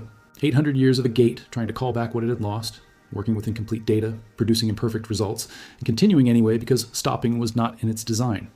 I thought about that for a moment and felt something that was not quite grief and not quite respect, but lived adjacent to both of them simultaneously. Notification: void constructs are awaiting instruction. Host has authority to direct, dismiss, or absorb. Constructs will maintain current state until host decision is made. Direct, dismiss, or absorb. 3 options. I ran through them quickly with engineering logic. Dismiss was permanent waste of 800 years of accumulated function. Absorb was acquisition of significant capability at unknown cost. Direct was the option that required the most information to execute correctly and had the highest potential value if executed well. In any materials project, the option with the highest information requirement was usually the right one. I turned to look at Sarah. She was standing 5 meters behind me, weapon still drawn, expression the careful neutral of someone maintaining professional composure over a significant amount of internal processing. The notebook man had his notebook out. He was writing, Dave. Of course he was writing. The world could be ending and he would be writing. I had decided this was a feature rather than a problem. Kid had his mouth open. He had probably had it open since the constructs started making their sound, and I was not sure he had closed it since. Kid, I was learning, expressed wonder with his whole face. Drac was looking at the constructs with the expression of someone who had spent years as a professional and just encountered something that required his entire framework to be rebuilt from nothing. I turned back to the constructs, tried to organize what I wanted to communicate without the language to communicate it. This was the fundamental limitation of my current situation. I had authority over the constructs. The system said so. But authority without communication was just presence. And presence without direction was just occupation. I needed to figure out how this worked. I raised my right paw. The mana claws were still fully extended. In the organized mana light of the valley, they caught ambient energy and scattered it in patterns that probably looked significant from outside. The nearest construct reacted immediately, not to the gesture specifically. It could not have known what the gesture meant, but to the mana output from the claws, to the void energy signature that the system had just confirmed as sovereign class. It lowered its head again, different from before. Before, the head lowering had been the submission of something uncertain. Now it had a different quality, readiness, the posture of something waiting for direction rather than deciding whether to accept authority. I thought about what direction I needed from them. The gate was now at 31% regulation and climbing. The valley was organizing. The constructs were ready. And somewhere beyond the valley, presumably, was whatever had caused the gate to lose its anchor 800 years ago. Something had eliminated the pandas. Something had left the gate unanchored. And in 800 years, that something had presumably not gone away. It had just been waiting for the anchor to be restored. Because that was how these things worked in Manhwa. You solved the immediate problem and revealed the larger one. You cleared the B-rank dungeon and found the SSS gate. You anchored the gate and uncovered whatever put it in the condition it was in. The system had been quiet about this specific point. I chose to interpret that as tactical rather than inability, because the second option was more alarming than I needed right now. I looked at the nearest construct and tried something. I projected mana from my right paw, not the full void pulse, a smaller directed output in the direction of the valley perimeter, beyond the crystal formations, into the distance. The construct turned its head immediately, oriented toward the direction I had projected toward, held, waiting for follow-up. I projected again, slightly stronger, with the quality, as best I could manage consciously, of a question mark rather than a statement. The construct made a sound, short, single. Not the rhythmic group sound from before. A response. Something that, in context, had the distinct structure of an answer rather than a continuation. I did not understand the answer. But I understood that the communication channel was open. That was more than I had 60 seconds ago. Progress was progress, and I had been taking it in very small increments since day one. Sarah appeared beside me. She had sheathed her weapon, which I noted as a significant update to her threat assessment of the situation. She stood close enough to see what I was doing, far enough to be reading it as my operation rather than hers. She said something quietly. A question. I caught 2 of my vocabulary words in it, the ones that meant danger and far. Danger far? Far danger? Something in that direction. I pointed beyond the valley perimeter, in the direction the constructs had oriented when I projected mana there. She looked where I pointed, said something to the group behind her. Notebook man appeared on my other side. He showed me a page, a rough map he had been making during the walk, updated with the valley layout and the gate position. He pointed at the valley edge and looked at me. I used my right paw to trace a direction from the gate outward, into the territory beyond the valley, in the direction the construct had confirmed when I projected. He watched the motion and added a mark to the map. Then he said something, held up one finger, said a word I had not heard before, then held up 2 fingers, said a different word, pattern establishing. He was trying to give me numbers. I pointed at 1 finger. He said the word again. I pointed at 2. He said the second word. He held up 3 fingers and said a third word. I pointed at each in sequence and said each word back. The pronunciation was terrible. My panda mouth was not equipped for these vowels. But he nodded at each one with the patient persistence of someone who understood that communication was a process and not an event. By the time he held up 10 fingers, I had 10 numbers. Not perfect, but I had them. I turned to the nearest construct and projected the question again, with numbers layered into the mana output this time. The construct's response was longer than before. Multiple sounds, some of which had the rhythmic quality of counting. I listened and tried to parse the structure. 4 distinct sounds, repeating. 4. I held up 4 fingers to Notebook Man. He looked at them for a moment. Said something to Sarah. She looked at the valley perimeter. At the direction I had indicated, said something back to him. He wrote it down. Then he said one word to me. Slow, careful. The word had the shape of a confirmation, or possibly a question about whether I was certain. I tilted my head right. Yes. He wrote something else, showed me the map. 4 marks at the valley perimeter, evenly spaced, each one in a position that covered the approaches from the territory beyond. 4 positions. 4 of something. The constructs had answered my question about what was outside the valley with a number rather than a description, which told me the threat was countable. Specific, not ambient, not a force of nature or a slow-moving catastrophe, something with a number. 4 of something that had been outside this valley for 800 years while the gate ran without its anchor. The nearest construct made another sound, unprompted this time. It turned slightly and oriented toward the northeast section of the valley perimeter, held the orientation, then looked back at me. Notebook Man touched my shoulder lightly and pointed at the map. The northeast perimeter. He had already marked it first among the 4 positions. He said something quiet. The tone said, "It wants you to know that one is most urgent." I looked northeast. The valley wall there was made of the same crystal-covered rock as the rest of the perimeter. Nothing visible that would distinguish it from the other directions. But my mana sense was active, and the mana coming from the northeast was different. Not in density, in quality. The ambient mana everywhere in the valley was now organizing itself around the gate, structured, moving in defined channels, except from the northeast. From that direction, the mana had a different texture, resistant, like a material under pressure that was pushing back against the surrounding structure, like something that did not want to be organized. Whatever was in the northeast did not want the gate to regulate. It had probably been working against regulation for 800 years, and now that regulation was active and increasing, it was aware that something had changed. The valley was not quiet anymore. The ambient mana was moving, organizing, building the structure that a functioning gate required, and in the northeast, something was pushing back against that process. Alert! Hostile entity detected at northeast perimeter. Classification: Void Corruptor. Threat level: Extreme.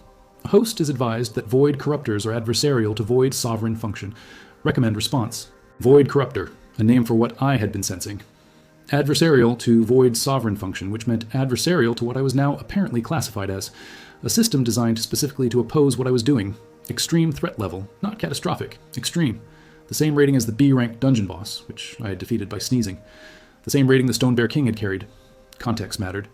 I had been level 1 against the Stone Bear King and won by accident. I was now a confirmed Void Sovereign with 31% gate regulation, a passive absorption field, functional mana clause, and a valley full of constructs waiting for direction. Context mattered significantly in my favor this time. This was not the same situation as day 2 in a cave. I turned to Sarah. She was already looking northeast. Her weapon was drawn again, which meant her mana sense, or her experience, had told her the same thing the system notification had just told me. I pointed northeast. She nodded, said one word to the group. They moved without further discussion, which told me the group had been together long enough that single words in a specific tone from Sarah were sufficient instruction. I pointed at the nearest construct, then northeast. The construct turned immediately and began moving. The others along that side followed, spacing themselves with the same systematic precision they had used in their patrol pattern for centuries. Organized. 800 years of aimless patrol, and they organized the moment they had direction. The gate had built them well for a function they had not been able to perform until now. We moved northeast. The group spread into a formation that suggested they had protocols for moving toward threats and defaulted to them automatically. Kid was slightly behind Sarah. Drac was on the flank. Notebook Man stayed close to me as the crystal formations grew denser near the northeast perimeter, where the void-resistant mana was pushing back against the organized structure. The void-resistant mana coming from that direction made the crystals vibrate differently than the ones elsewhere, a higher frequency, a different tension. My absorption passive was reading the crystals as we passed them. The composition was the same as elsewhere in the valley except for one addition. A compound that the system had not seen before in any of the 4 days I had been absorbing things. Novel compound detected. Void corruption residue. Accumulated over extended period. Composition, inverted void energy signature. Absorption, possible but requires caution. Effect. On host, unknown. Novel compound. Unknown effect. My absorption passive was flagging it as possible but requiring caution. In my previous life, when the testing equipment said possible but requires caution, you proceeded carefully. I did not absorb the residue in the crystals. I let the passive field brush against it without drawing it in, the way you hold a material to a sensor without breaking containment. Read it without taking it. The reading was enough to give me the shape of the problem. The void corruption residue was not random. It had structure, a deliberate structure. Something had been depositing this compound in a specific pattern around the northeast perimeter for a very long time. Not randomly, not as a byproduct of proximity, intentionally, placing it in positions designed to interfere with the gate's regulatory function, like placing insulating material around a conducting component to prevent it from working. 800 years of deliberate sabotage, not passive interference from proximity. Active, structured, maintained sabotage, something that understood the gate well enough to interfere with it systematically, something that had been present for 800 years, maintaining active sabotage of a system it understood at a technical level. That was a different category of threat from a dungeon boss or a wandering monster. I processed this while walking and arrived at a conclusion I did not enjoy. The Void Corruptor was intelligent, possibly very intelligent, and it had 800 years of operational history on me. Drax said something loud from the flank position, then stopped moving. The rest of the group stopped too. I stopped and looked where he was looking. At the northeast perimeter wall, at what was now visible in it, a crack in the crystal and rock. Not new, old, the edges worn smooth, the interior dark in a way that was not natural darkness. The darkness had texture. It moved slowly, like thick liquid finding a gradient. The void corruption residue was concentrated at the crack edges, dense in a way that made the air near it feel wrong. The same kind of wrong as the gate had felt when I first found it, but inverted. That gate had felt like an open window. This felt like a blocked drain. The nearest constructs had stopped advancing when they reached a position about 20 meters from the crack. They held that position, not in the submission posture, in something else. Alert, watchful. The posture of things that knew what was on the other side and had learned to maintain distance. 800 years of learning to maintain distance. I noted that and adjusted my position accordingly. I stopped 5 meters behind the construct line. My void pulse ability had been active since the threshold crossing, loaded and waiting. I had 60% control of it at the last system estimate, which had been before the gate interface process completed. Void pulse control, updated. Current estimate, 78%. Improvement due to primary function integration. Maximum effective range, 15 meters. Dispersal or directed modes available, 78%. Improvement, directed or dispersal, 15-meter range. I looked at the crack, which was approximately 20 meters away, just outside the effective range. Of course it was. The darkness in the crack moved, thickened. The void corruption residue at the edges began to vibrate at the same frequency as the crystals, but in opposition, canceling rather than harmonizing. Then something came through the crack, not fast. It emerged not dramatically, but steadily and inevitably, with the quality of something that had found exactly the moment it had been waiting for. It came the way material flows through a breach when pressure differential becomes large enough. Steadily, inevitably, something that had been waiting for exactly these conditions. It was not large, which based on 800 years of buildup I had not expected. 2 meters across at most, roughly spherical in its core with tendrils of void corruption extending outward like roots finding purchase. Void Corruptor confirmed. Current manifestation, partial. Full manifestation estimated in 4 to 6 minutes if unchecked. Recommend immediate engagement. Host is advised that partial manifestation is significantly easier to address than full partial manifestation. I had a window, 4 to 6 minutes before full emergence. A phase transition problem. Address it before the transition completed, because afterward the energy state would be locked in permanently. I looked at the 15-meter effective range, looked at the crack at 20 meters, looked at the void corruptor emerging steadily from the crack. Did the math on how quickly it was moving and how much time I had. Then I started walking toward it. Sarah said something sharp behind me. I did not stop. She said it again. I kept walking. At 15 meters from the crack, I stopped. The void corruptor was now 5 meters away on the other side. The tendrils of void corruption extended toward me. Not aggressively. More like they were reading me the way my absorption passive read materials. Testing, assessing, determining what I was. My absorption passive was doing the same. Reading the void corruptor the same way it read everything else. Building a compositional profile. Identifying the compounds. Noting the structure. Void corruptor. Composition. Primary component is inverted void energy. Same base material as void gate, but processed through corruption protocol. Absorption. Theoretically possible. Caution advised. Effect unknown. Same base material as the void gate, but processed differently, inverted, turned into something that opposed its original function through deliberate modification.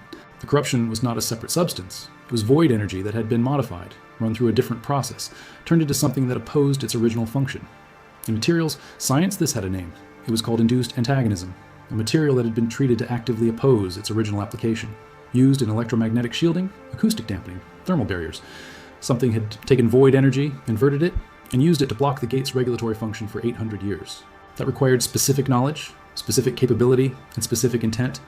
This was not an accident.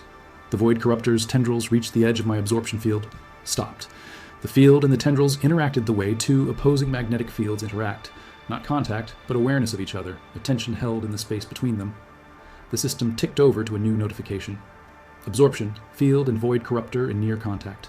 Recommendation, void pulse discharge. Directed mode, coordinated core of manifestation, coordinated core.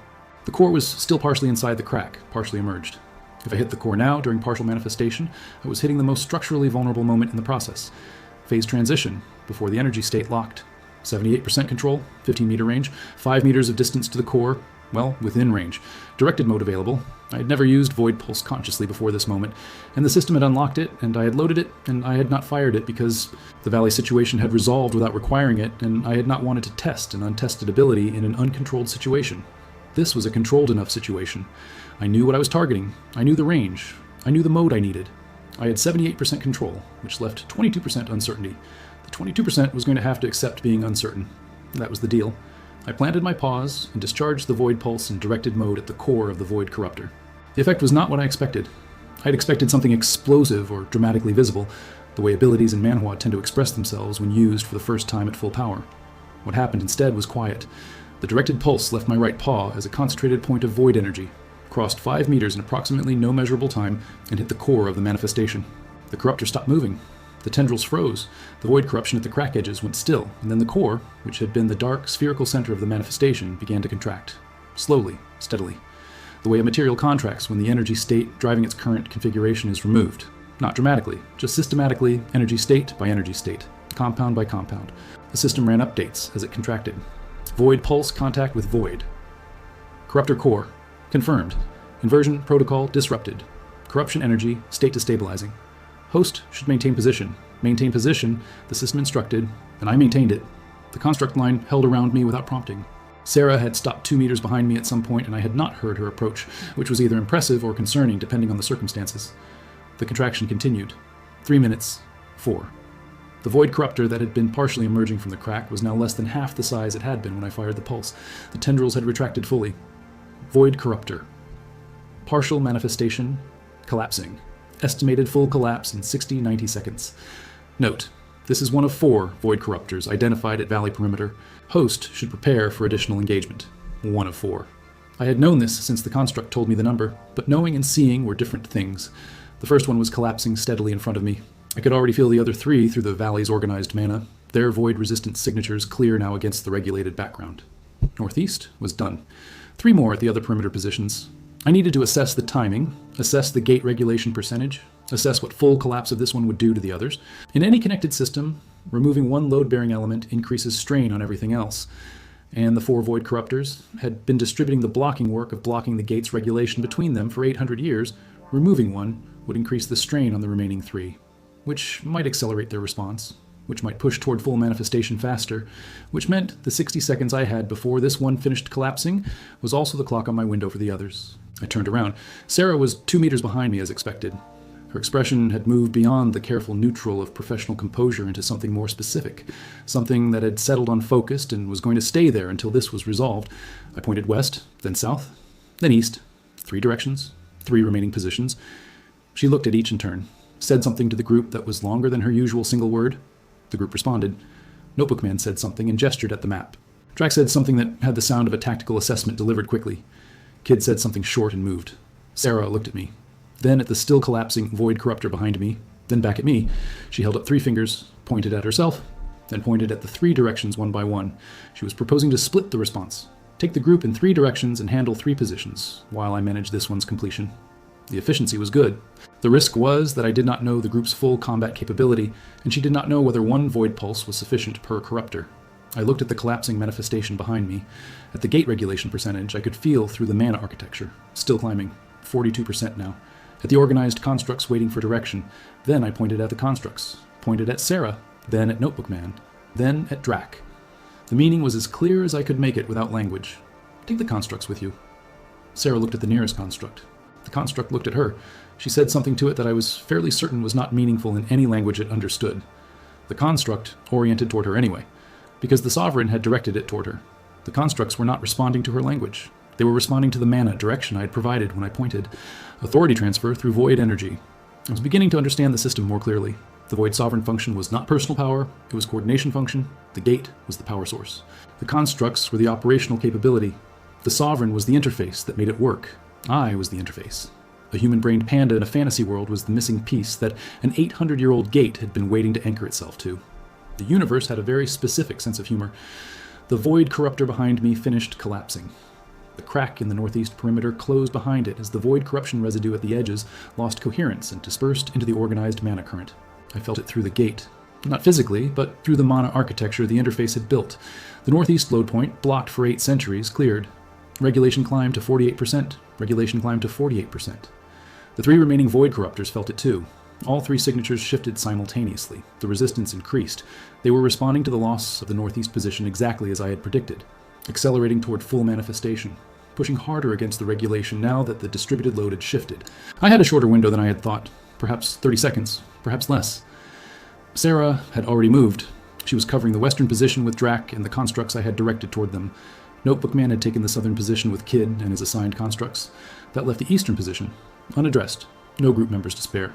Notebook Man and Kid were handling south, Sarah and Drac were handling west, and the eastern void corruptor was accelerating toward full manifestation alone. I started running east. Pandas are not built for speed. They are built for looking round and sitting down and eating bamboo and being photographed by tourists. Speed is not in the design specifications. My design specifications had been significantly updated over the past 4 days. I covered the distance from the northeast position to the eastern perimeter in 40 seconds. The eastern void corruptor had begun emerging from its crack well ahead of the partial manifestation phase I had interrupted in the northeast. Larger, faster. The partial manifestation was already 60% complete when I arrived, which the system had noted as significantly more difficult than the 30% I had addressed before. Significantly more difficult was not impossible. It was a materials problem with a higher energy state. Higher energy state required more input to disrupt. I had more input available than I had when I addressed the first one. Gate regulation was at 53% and climbing. The mana architecture I had built across 4 days. The full void sovereign confirmation. The absorption from the gate contact itself. I planted my pause and discharged void pulse at 60% power. Directed mode. Targeting the core, which was further inside the crack than the first one had been. Longer range. More accuracy required. The 78% control was doing 78% of the work. The remaining 22% was managing itself better than the system had predicted. Perhaps the gate interface had helped. The impact on the core was messier than the first one. The higher manifestation percentage meant more energy to disrupt, more stability to overcome, more resistance from a system that was further along in its phase transition. But the direction held. The pulse hit the core. The manifestation began to contract, slower than the first one, fighting harder. The void corruption residue at the crack edges was denser here, more established. Eastern void corruptor, disrupted. Collapse in progress. Rate, slower than northeast. Estimated full collapse, 4 to 5 minutes. A host should monitor remaining positions, 4 to 5 minutes. I looked toward the south and west. Through the organized mana of the valley, I could feel the group engaging their respective corruptors. The mana signatures were active, messy, the specific quality of combat between mana users and void-class threats. They were holding. Not easily, but holding. Sarah and Drac were working with the constructs in the west, and the signature had the quality of coordinated engagement rather than desperate defense. Notebook Man and Kid in the south were different. The signature there was more chaotic, higher intensity, with the specific pattern of someone using more energy than they had planned to need. Notebook Man was pushing his limits. I looked at the eastern corruptor, still collapsing, slowly. 4 more minutes at minimum. I looked south, then east, then at the gate regulation, 58% and climbing. The south position needed help, and the eastern corruptor was not going to finish on its own in time to be useful. I made a decision that was probably not optimal from an individual safety perspective and was likely the correct tactical choice from a system perspective. I left the eastern corruptor mid-collapse and ran south. The construct line I had left at the eastern position oriented toward the collapsing corruptor and held position around it. They would maintain containment. That was their function. I ran south and arrived at Notebook Man's position to find a situation more urgent than the mana signature had conveyed. The southern void corruptor had reached 80% manifestation and was actively pushing back against the engagements Notebook Man and Kid had been attempting.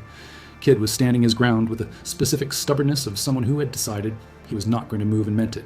His mana output was high and chaotic, but he was using it in a way that suggested instinct rather than training. Notebook Man was precise. Each engagement was calculated, structured, geometric in the way his mana had always appeared to my mana sense. He was buying time, not winning, buying it carefully and running out of it at a steady rate. I did not announce my arrival. I planted my pause and discharged Void Pulse at 80% power, the highest I had used, directed at the core of the 80% manifested southern Void Corruptor. The impact was significant and more visible than before. A shockwave of void energy from the contact point, making nearby crystal formations ring like struck bells, and sending a pulse through the gate mana all the way to the northeast perimeter. The Southern Void Corruptor's manifestation stalled, and the system reported contact confirmed, disruption achieved, collapse initiating, rate slow due to high manifestation percentage at time of contact, slow, but initiating. The constructs closed around the manifestation and maintained containment. Kid made a sound that was definitely a word this time, and definitely celebratory. Notebook Man sat down on the crystal ground and took a breath. He looked at me, said something quiet. I did not know the words, but the tone said, "Good timing," or possibly, I was beginning to wonder. I looked west toward Sarah's position, where the signature was stable. The Western Void Corruptor was at partial manifestation, and the constructs say. And Sarah and Drac were maintaining engagement without the same crisis urgency the South had developed. Sarah had it. I trusted that assessment. I looked at the gate. 64% regulation and climbing steadily as each corruptor collapsed and cleared its perimeter position. 3 down, 1 collapsing slowly in the east with construct containment. The valley was organizing further with each cleared position. The ambient mana was flowing in defined channels now, complex and structured and building toward something. I walked back toward the gate, not running. I was tired, which surprised me, because the absorption passive was running, and my cellular regeneration was active, and I had expected to be better sustained than I was. The system notified me as I walked. Void. Sovereign function. Active for extended period. Sustained engagement has drawn significantly on host mana reserves. Recommend absorption. Rest period. Gate will continue regulation without constant sovereign input. Absorption rest period. The gate could continue without me holding it actively. The anchor was set. The regulation was running. The corruptors were addressed. I could afford to step back and let the system work. I reached the gate, put my paw against it again, briefly, not for the interface process this time, just to feel the difference between what it had been when I first touched it and what it was now.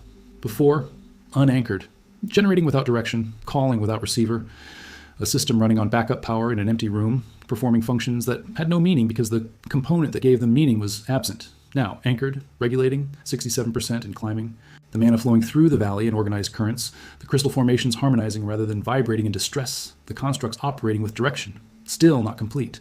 3 corruptors were collapsing but not yet collapsed. The regulation percentage was climbing but had not reached the full function the system had been designed for. There was still work to do, but the direction had changed. Before the gate had been failing slowly for 800 years. Now it was recovering. The trajectory had reversed. In materials terms, the degradation curve had been flipped. I pulled my paw back from the gate and sat down in front of it. The valley light was strange, filtered through crystal formations in colors that had no names in any language I currently spoke. And I looked at it while the absorption passive ran quietly and the system climbed its percentages. Sarah appeared beside me. She sat down too, without asking permission or making a point of it. Just sat, the way people sit when the urgent part is over and the next thing has not started yet. She looked at the gate and said something very quiet. I did not know the words, but the tone was the specific tone of someone saying something they had been carrying for a long time and have finally found the right moment to put down. I tilted my head right. Whatever she had said, I was affirming it. Whatever she needed that to mean. She nodded once. The small, firm nod of completion. Then she said one word I did know. My not quite name, the approximation she had built from the sounds I made that first morning. She had been the first person in this world to give me anything close to a name. I made a sound back. Not her name. I still could not produce it accurately, but the attempt. The best version my panda mouth could manage of the sounds she used for herself. She looked at me for a moment. Then she did something I had not expected. She laughed. Not long. One short, genuine sound, surprised out of her, the kind of laugh that happens before you can decide whether to allow it. Then she was composed again. Professional. Watching the valley organize itself in the strange crystal light. But the laugh had happened, and it had been real, and the air between us felt different for it. Behind us, I heard Notebook Man writing. Of course, he was writing. I heard Kid ask him something. I heard Drac say something, to which Notebook Man responded, and Drac accepted without his usual resistance. The Eastern Void Corruptor finished collapsing 4 minutes later. The system confirmed all 4 positions cleared. Gate regulation climbed to 79% in a single jump as the last blocking load point released. I felt it through the mana architecture. Not dramatically. A shift in the current. Like a channel clearing and the water finding the volume it had always been meant to fill. The constructs throughout the valley changed. Their patrol pattern dissolved. They spread out along the valley perimeter, spacing themselves evenly, and became still. Not the stillness of waiting, the stillness of function. They were doing what they had been built to do. Finally. 800 years late, imperfectly shaped, wearing the memory of something they could not quite reconstruct, but doing it, performing the function they had been designed for. The gate pulsed once, a different quality from all the pulses before, not the generation pulse of an unanchored system producing constructs, not the regulatory pulse of a system finding its configuration, a settled pulse, a functioning pulse, void gate regulation, 79% and stable.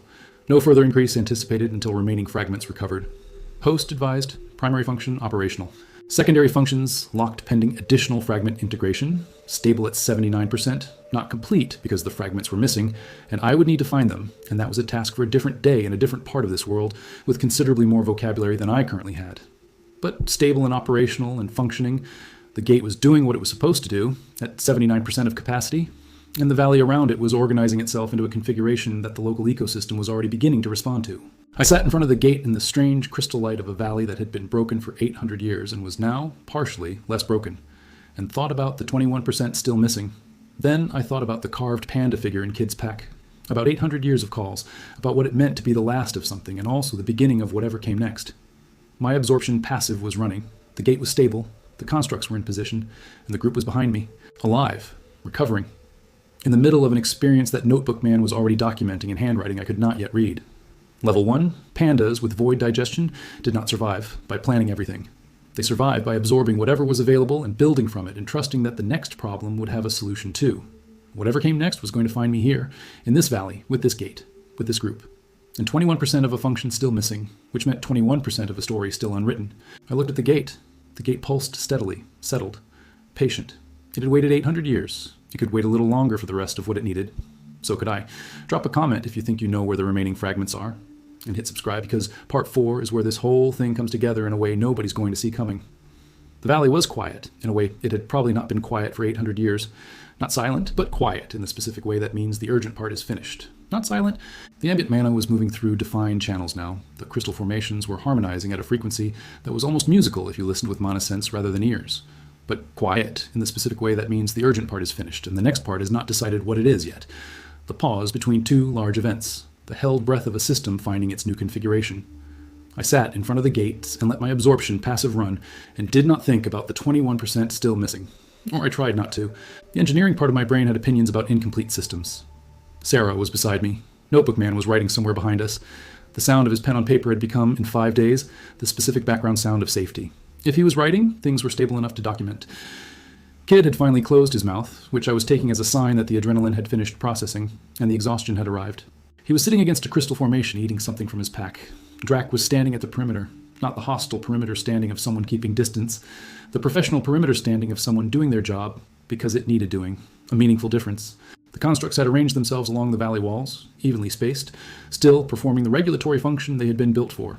They were not looking at me. They were looking outward, doing their job, for the first time in 800 years. There was something in that which I could not name precisely in either language I partially spoke, but which occupied a specific place in my chest. Gate regulation, stable at 79%. Construct function, active and performing within design parameters. Void corruptors, 4 neutralized. Host recommendation, rest and integration period. Rest and integration period.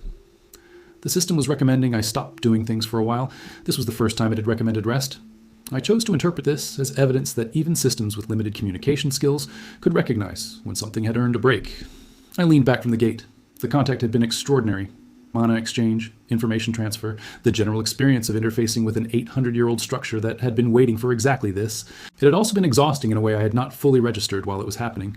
The kind of exhaustion that arrives after the urgency ends. The body's honest accounting of what the last few hours had actually cost. My cellular regeneration was running. My absorption passive was pulling from the ambient mana the newly regulated gate was producing. Clean, organized currents, significantly more efficient than the chaotic pre-regulation output had been. In practical terms, I was recovering faster than otherwise. In practical terms, I was still tired enough that sitting in front of a gate in a valley was entirely sufficient activity for the moment. Sarah said something, not directed at me specifically. The tone of someone making an observation to no one in particular, or possibly to the valley itself, which had earned the commentary. I did not know the words, but the shape of the sentence, the rhythm of it, had the quality of someone saying, "This is not what I expected, and I have not yet decided whether that is good or not." I understood the sentiment. 5 days ago, I had died choking on a snack and soul. Now I was a void sovereign who had just anchored a prehistoric gate and directed an army of construct pandas against a series of void corruption entities. The gap between those two events was significant. The gap between what I had been and what I apparently was now was the kind of gap that required time to stand in before you could see. Cross it clearly. Notebook Man appeared beside me. He sat down and opened his notebook to a fresh page. He looked at the gate for a moment, then at me, then he began drawing. Not words. An illustration of the valley.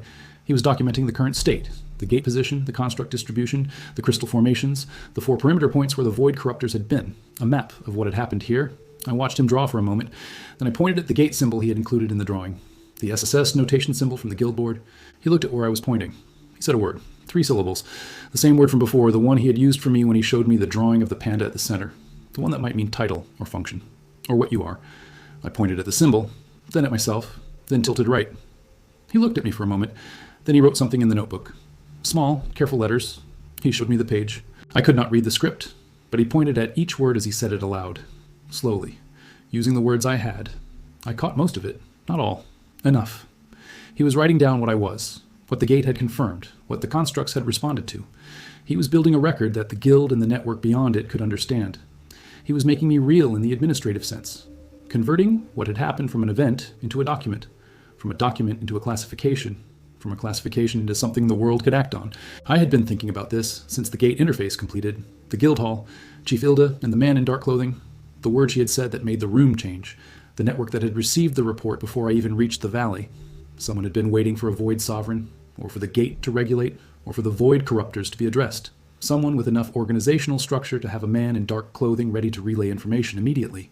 That someone was going to have a lot of questions when they received Notebook Man's documentation, and I was going to be sitting at the center of those questions without enough vocabulary to answer them and wit out enough context to know which answers mattered. I had 5 days of this world. I had 27 words, growing slowly. I had a guild identification collar and an uncertain alliance with a hunter group and a classification, the system called Void Sovereign, that apparently had significant administrative implications. And I had 21% of a primary function still missing, distributed in fragments across an unknown number of locations in an unknown area of a world I had arrived in 5 days ago. The engineering part of my brain, which had been running continuous assessment since the gate interface, had a working hypothesis. The fragments were distributed wherever the void corruption had been active across 800 years, 4 void corruptors at the valley perimeter, but the gate had been unregulated for 8 centuries. Void corruption at this scale did not stay contained to one valley. It spread, it influenced, it accumulated in other locations. The 21% was out there, in places touched by unregulated void energy for 8 centuries, places that would need to be found and assessed and absorbed in sequence, each fragment requiring the same interface process as the gate. This was not a 5-day project. This was a years-long project in a world I barely understood, in a body I was still learning to use efficiently, in a language I had 27 words of. I sat with the scale of that for a moment and let it be what it was without trying to make it smaller. In my previous life, I had managed a 6-year project in a company I had not chosen to join, doing work I had not chosen to do, for reasons that had seemed important at the time and later seemed less clear. This was different. This was mine in a way that job had never been. The gate was mine in the sense that I was the anchor. The constructs were mine in the sense that they responded to my direction. The function was mine in the sense that no one else had the classification to perform it. Not a burden that had been handed to me without asking. A fit. The specific feeling of a material in the right application, performing as designed, doing what it was made to do. I had not been made for spreadsheets and soul. Apparently I had been made for this. The universe had taken a materials engineer, given him void digestion and a panda body, and placed him exactly where those things were needed. I still had objections to the method.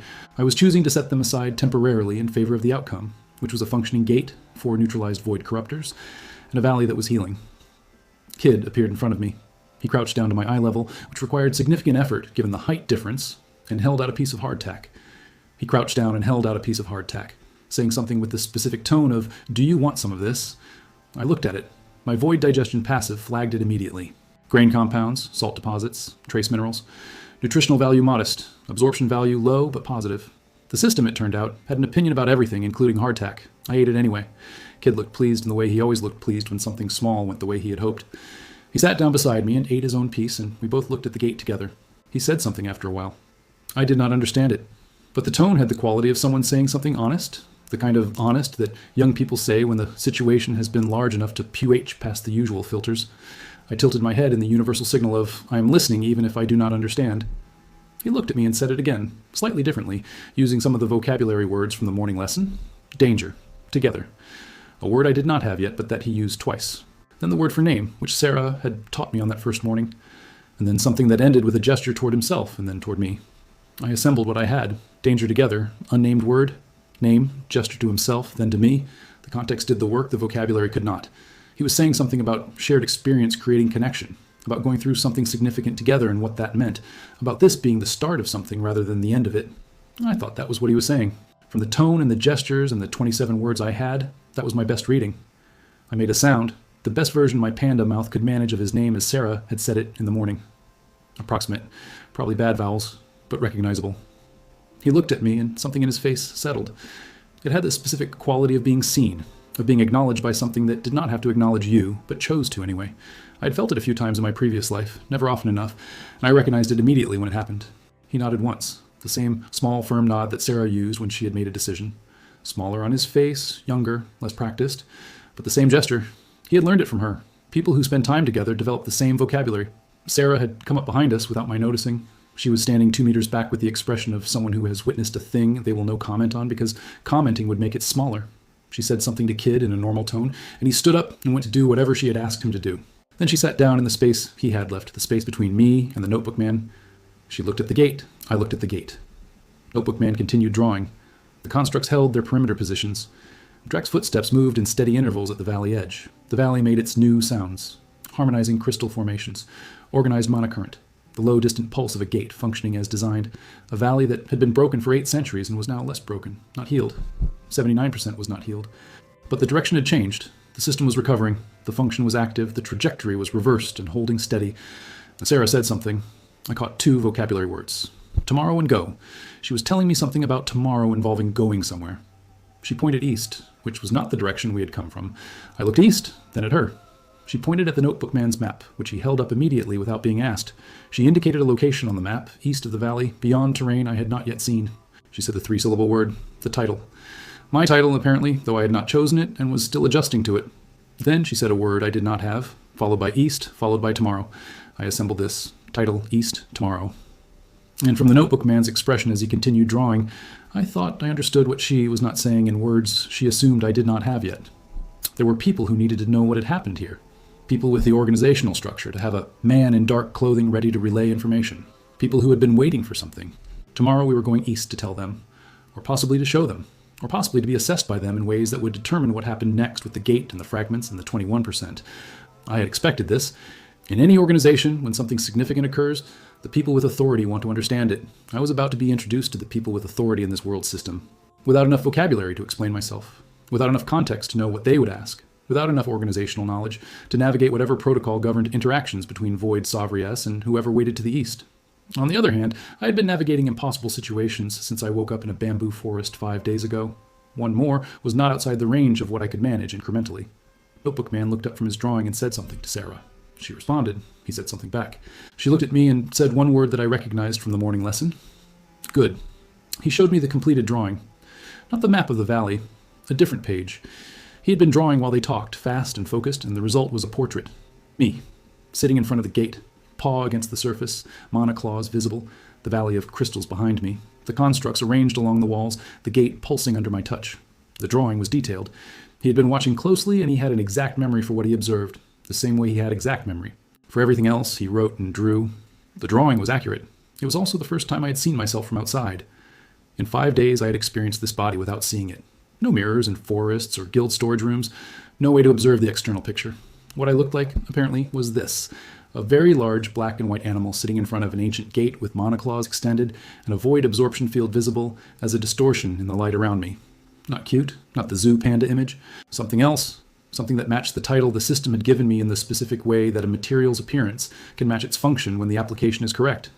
I looked at the drawing for a long time. Then I looked at Notebook Man. He had the patient expression of someone who had made something and was waiting to hear whether it was accurate or needed adjustment. I tilted my head right. He nodded once, satisfied. Added something small to the bottom corner of the page. Letters. A note. He showed it to me and read it aloud, word by word, in the vocabulary he had confirmed I had. He had written my name, the not quite name that Sarah had given me from the sounds I made that first morning, the approximation, the best version available. He had written it under the drawing. I was in a document now, real in the administrative sense, named, classified, drawn, recorded, a material in an application with a function and a designation in the system of this world. My previous life had 6 years of being a number in a spreadsheet in a company that did not notice when I stopped breathing. This felt different. This felt like the kind of record that would matter to someone, sometime, for reasons that were still developing. I stood up from in front of the gate, all 4 paws on the valley floor, the monoclaws retracted, finally, the tension releasing now that the immediate function was complete. The absorption field settled back to its passive state. The gate pulsed once behind me, a specific pulse. I felt it through the mana architecture the interface had built, through the connection that the gate had called irreversible and that the system had confirmed as anchor. It was saying something, not in language, in the system communication that the gate and the Void Sovereign had apparently always shared as design feature. Something in the category of acknowledgement. I sent something back through the same channel, not language. The mana equivalent of understood, of I know this is not finished, of I will come back with the fragments when I find them. The gate pulsed once more, settled. The constructs along the valley walls made a single low sound simultaneously, one resonant note, and then went quiet. Then they returned to their perimeter function. Business concluded. Session complete. A system that had been waiting 800 years had said what it needed to say and was now prepared to continue functioning while the next step was found. I turned to face the group. Sarah was standing. Notebook Man had closed his notebook and was packing it carefully. Kid had reappeared from wherever Sarah had sent him and was holding his pack ready. Drac was walking in from the perimeter. He looked at me, said something, short. The tone did not have the assessment quality from before, the hostile recalibration. It had the flat practical quality of someone who had made a decision and was done reconsidering it. I did not know the words, but I knew the tone. I had heard it in my previous life from colleagues who had been skeptical of a project and had watched it succeed and were now ready to move on to the next problem. It was the tone of someone who had updated their model and was not going to waste time on the old version. Drac had updated his model of what I was. The new version apparently cleared the threshold for whatever he required. I walked toward the group. The valley floor had changed under my feet since we arrived. The crystal formations at ground level had begun to grow differently, integrating with the organized monocurrent, producing structures that were more geometric and less chaotic than the old unregulated growth. The ecosystem was responding to the gate's regulation. Slowly. It would take years, probably, for the valley to fully reflect what a functioning gate produced. But the direction was visible already, in the first hours. We crossed the crystal formation field in the opposite direction from the way we had arrived. The path the constructs had made was still open, the same corridor through which we had walked toward the gate, now also the corridor through which we walked away. The constructs we passed held their positions. Each one tracked my movement as I walked past, but did not follow. They were where they were supposed to be. They would stay there. At the edge of the valley, before the terrain changed back to the rock and sparse vegetation of the approach, I stopped, turned, and looked back at the valley once. Crystal formations and the strange harmonic light of a regulated gate. Constructs spaced evenly along the perimeter. The white gate at the center, stable, pulsing in a rhythm that had become familiar in the hours since the interface. A valley that had been broken and was now less broken. A gate that had been unanchored and was now 79% anchored. A system that had been generating without direction and was now generating with function. Not finished. Never going to be finished in a single day or a single week, but pointed in the right direction. The trajectory reversed and holding. The materials in the correct configuration for the next phase. I turned and kept walking. East, following Sarah, toward whatever waited in that direction, and whatever the next conversation would require, and whatever vocabulary I needed to build before I got there. Not as a weapon, or a resource, or an unusual asset that needed management. As a member. The position beside Notebook Man was mine because it had become mine over 5 days of walking and absorbing and building a vocabulary, one word at a time. Small thing. Important in the specific way that small things are important when you have spent 6 years in a world that treated you as interchangeable and have recently arrived, a world that apparently needed you specifically. I absorbed the mineral compounds from the road as we walked east. My void digestion was quiet, satisfied. The specific state of a system that had recently done what it was built to do, and it was now running at comfortable cruise capacity. The mana density decreased as we moved away from the valley. Not a gradient toward nothing. The regulated gate was influencing a much wider area than the unregulated one had, but lower than the extraordinary density near the gate itself. I built vocabulary as we walked. Notebook Man and I had developed a rhythm for this. He would identify something along the road or ask a question with gestures, and I would produce the closest sounds I could, and he would correct them, and I would try again. By the time the valley was 2 hours behind us, I had added 8 more words. Rock, path, water, far, close, ask, no. And one word I had specifically requested, the word that meant something like understand? No and understand were different words in this language as they were in Korean. He had looked slightly surprised when I made the distinction. I was beginning to think his ongoing surprise at what I knew was going to become a theme. The sky changed color in the late afternoon. Not sunset yet, but the specific quality of light that means evening is coming and the day has been long, and the body is noting this. We would need to stop soon. Sarah confirmed this without discussion. She indicated a point ahead on the road, a traveler's shelter similar to the one from the previous night. We had used this road before in the other direction, so she knew the distances. At the shelter, Kid immediately started gathering wood. Mira began organizing food. Notebook Man sat near enough to the firesite to have good light for writing. Drac assessed the perimeter. The rhythm of a group that had done this enough times to do it without coordination. I settled into my spot, near the fire location, which had become my spot across 3 nights of this practice, and let the absorption passive run against the minerals in the shelter walls. Passive absorption. Summary. Route from valley to current position. Total unique compounds. 23. Mana capacity. Stable. Void sovereign function. Maintaining gate anchor at distance. Range. Currently within effective radius. Within effective radius. I was still connected to the gate from 2 hours walk away. The anchor function was active and maintaining without requiring my physical presence at the gate location. This was a capability I had not tested and the system had not described clearly. The anchor was apparently not a proximity function. It was a mana architecture function. As long as I existed, the anchor held. The implications of that were large enough that I chose to process them slowly, rather than all at once. The gate was mine now in a way that was not temporary or reversible. The system had said irreversible at the beginning, and that word was doing exactly the work it had been assigned. I was not going to be able to simply leave this world and go back to Seoul. Going back had never been a working option since day one in the bamboo forest, and now the reason why was considerably clearer. The reason? My mana architecture was now irreversibly bonded to a prehistoric gate on the other side of this valley. The fire started. The group settled around it. The evening had the same quality as the previous evenings on the road, except that everything that had made this evening what it was had not existed at the beginning of the morning. The valley had been broken. The gate had been unanchored. The void corruptors had been active. The void sovereign had been absent for 8 centuries. All of that had been true this morning and was no longer true tonight. What was true tonight was that I was sitting by a fire on the road east, with a hunter group that had added me to their formation 5 days ago for reasons that had been uncertain then and were somewhat clearer now. What was true was that Notebook Man's drawing was in his notebook and my name was written under it, and the gate was 79 Persunk, T-regulated, and the constructs were performing their function.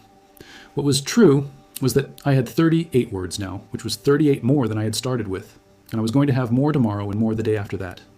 What was true was that the world I had arrived in needed something specific, and I was the specific thing it needed, which was either the most improbable outcome of dying on a Friday, or the most inevitable one, depending on how you looked at it. I chose to look at it as inevitable. Engineers liked inevitability. Inevitability meant the system was working as designed. Whatever had designed the system had done so with specific intent, and that intent was playing out exactly as the design specified. I was the material in the correct application. The gate was the structure that needed the material. The fragments were the next 21%. The world to the east was the next set of information I needed to function correctly. Simple, clean, entirely manageable, one step at a time, as long as I did not try to hold the full scale of it at once, which no engineering brain could do without the kind of equipment I no longer had access to. Mira handed me food without ceremony. I absorbed it. Kid sat in his usual position near me and was asleep in approximately 4 minutes, which I noted as impressive and slightly enviable. Notebook Man was writing in the firelight. Sarah was reviewing something. Drac took first watch without being asked and walked the perimeter in the regular intervals that had become as familiar a background sound as the pen on paper. A void sovereign eating dried elk compounds by a traveler's shelter fire, while planning the recovery of 21% of a prehistoric function one fragment at a time. This was my life now. I had been a spreadsheet analyst. I had been interchangeable and unnoticed and had died alone on a Friday and had not been found for 4 minutes. And now I was the only thing in this world that could do what needed to be done. The universe had a sense of scale that my previous life had not prepared me for, but the mechanics were the same. Identify the problem, assess the materials available, build the correct structure one element at a time. Trust that the function will emerge from the composition. I had been doing that since I woke up in the bamboo forest. I was going to keep doing it until the gate reached 100% and the fragments were recovered and the valley finished healing and whatever. Weighted to the east, had been understood and navigated, not because I had been assigned this, because it fit, because the material had found its application, because the function was mine in the way that functions belong to the thing designed to perform them. The fire burned low. The stars appeared in numbers I still found extraordinary after 5 nights of looking at them without city light to wash them out. The mana from the valley reached this far as a faint organized current, just perceptible. The gate was 79% regulated. The anchor was holding. The constructs were performing their function. The fragments were somewhere to be found. The world to the east was waiting to be understood. I had 38 words, more tomorrow, more the day after. Language was a material like any other. You absorbed it one compound at a time until you had enough to build something functional. Then you kept going. The fire went out. I sat in the dark and let the night absorption passive run and thought about nothing specific. Just existed in the space between what had been and what was coming, in a body I had not chosen and a world I hadn't expected, doing work that apparently only I could do. It was enough. More than enough. It was, as best I could, assessed with the tools I had available, exactly right. The road east was not empty. We had been on it for perhaps 3 hours the following morning, when we encountered the first sign that someone had already been moving in our direction. A rider came from the east, moving fast, slowed when they saw us, and stopped completely when they saw me. The horse's reaction to my presence was significantly more pronounced than the rider's. Sarah raised her hand. The rider brought the horse under control through what appeared to be experience rather than confidence, and looked at us from a safe distance. They said something. Sarah responded. The exchange was brief. The rider looked at me once more, said something short, and then turned the horse and rode east at speed. Not panicked, purposeful, a messenger returning. Notebook Man said something quiet to Sarah. She said something back. He wrote it down. I caught one word in the exchange that I had not heard before, a word that had the weight of something official. They knew we were coming, or they had known something was coming from the direction of the valley, and now they knew what it was. A panda, with a hunter group, moving east on the road. Kid said something to me as we walked. He used several of the vocabulary words from the lessons, combining them in a way that I could follow more than half of. He was asking me something about east, something like, "Are you worried about east?" Or, "What do you think east will be?" The vocabulary did not have the precision to tell me which, but the tone said, "I'm trying to check in with you." I made a sound. The closest thing my panda mouth could produce to the word for no. He looked at me. I pointed east. Then I pointed at the notebook man. Then I tilted my head in the universal question gesture. Kid understood immediately. He grabbed the notebook man's sleeve and pointed at me. Notebook man stopped, turned, and looked at me with the expression of someone who had been expecting this question. He opened the notebook. He had been drawing during the ride the previous evening, apparently, because there was a new addition to the map, the location east of the valley, a building marked with a symbol. Not the SSS symbol, a different one, more complex, more layers, the kind of symbol that meant something beyond a single classification. He pointed at the building on the map and said 3 words. The first word I recognized. It meant something like strong or powerful. The second word I did not have yet. The third word was the one he had used when he wrote my name under the drawing. Strong, unknown, sovereign related. I assembled what I had. He was telling me about the organization that waited in the east, using the 3 words that mattered most to how they would see me. I thought about that while we walked. The system had given me a classification. The guild had given me a collar. Notebook man had given me a name in writing. Now there was a building with a symbol on the map. Every step east was a step toward people with expectations. People who had been monitoring the valley for 8 centuries and had presumably developed frameworks for what a void sovereign returning would mean. My framework for what I was had taken 5 days to build and was still under construction. Theirs had 8 centuries of institutional memory. These were not going to be symmetrical conversations. Sarah appeared beside me as if she had been reading the direction of my thinking, which she had not been, but which she had perhaps estimated from the way my pace had slowed slightly in the last 10 minutes. She said something. Used several vocabulary words. I caught east, no, us, good. Something in the construction of it that had the quality of reassurance delivered practically without excess. She was telling me that the group knew the people in the east and that good was a reasonable expectation, that the same us from the valley was the U.S. that would walk through the door ahead. I tilted right. She nodded once and increased her pace back to normal. The road climbed slightly and the horizon changed. In the distance, visible now as we crested a low hill, the outline of something large. Walls.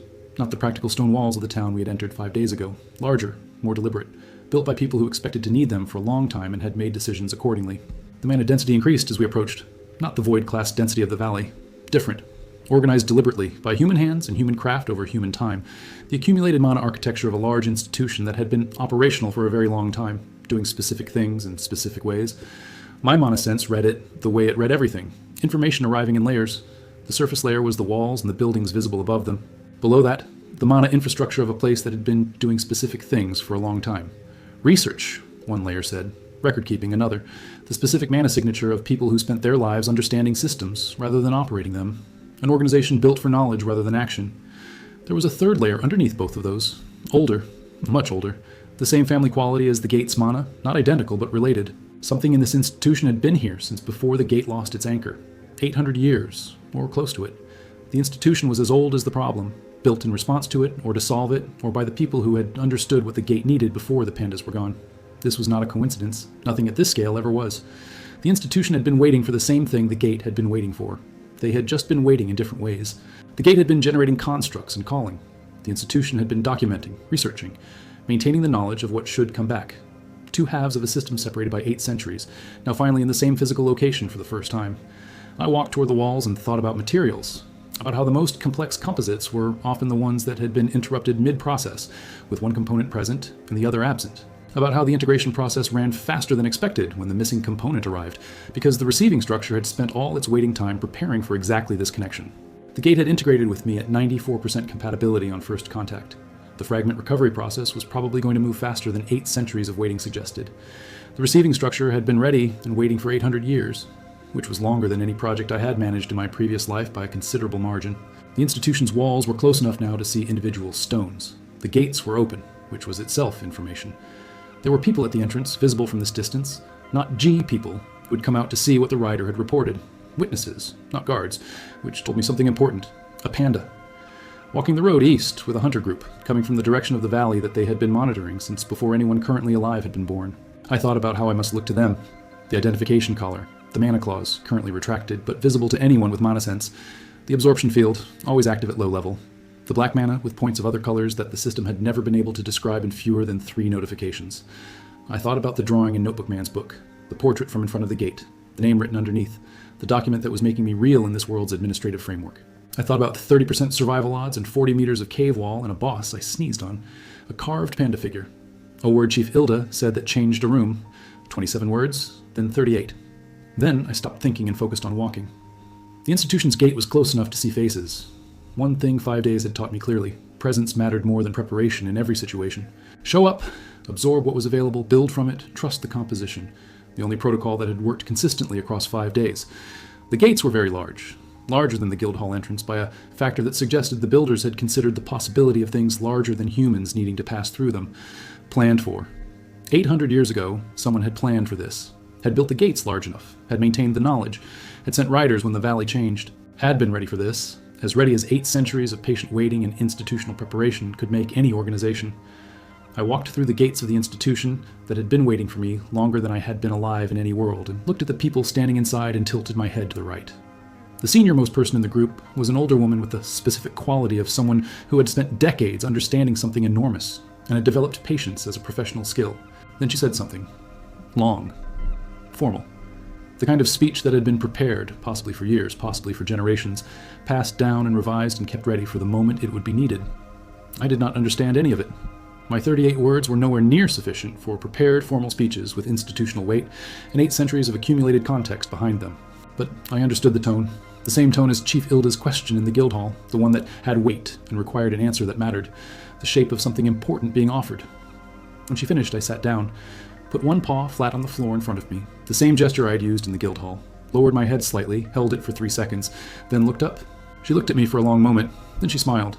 Not the smile of someone getting what they expected, but the smile of someone receiving what they had stopped allowing themselves to hope for. She said one word: short. Notebook Man beside me exhaled quietly. The kid made a small sound. Sarah's posture shifted in the way it shifted when something had resolved correctly. I did not know the word. But from every surrounding signal I knew what it meant. It meant welcome. It meant finally. It meant the gate is anchored and the Void Sovereign has arrived and 800 years of waiting is over and we can begin. I was a panda from Seoul who had died choking on a snack, woken up in a bamboo forest, licked 40 meters of cave wall, sneezed on my first boss fight, and built vocabulary 38 words at a time. And I was exactly what this world had needed for 800 years, which was either the most absurd thing I had ever been part of, or the most inevitable one, depending on how you calculated inevitability. I was choosing inevitable. Engineers liked inevitability. The material had found its application. The application had been waiting for the material. The function was active and the composition was correct. The 21% was still out there, the fragments were still distributed, the valley was still healing, the language was still being built one word at a time. The world to the east was still full of things I did not yet understand, and that was fine. Understanding followed absorption, always. But the gate was 79% regulated, the anchor was holding, the institution had opened its doors, and I had walked through them with a hunter group that had added me to their formation 5 days ago, and had not reconsidered the decision since. One step, one absorption, one word at a time. Whatever this institution knew about the fragments and the function and the 21%, I was about to start learning it.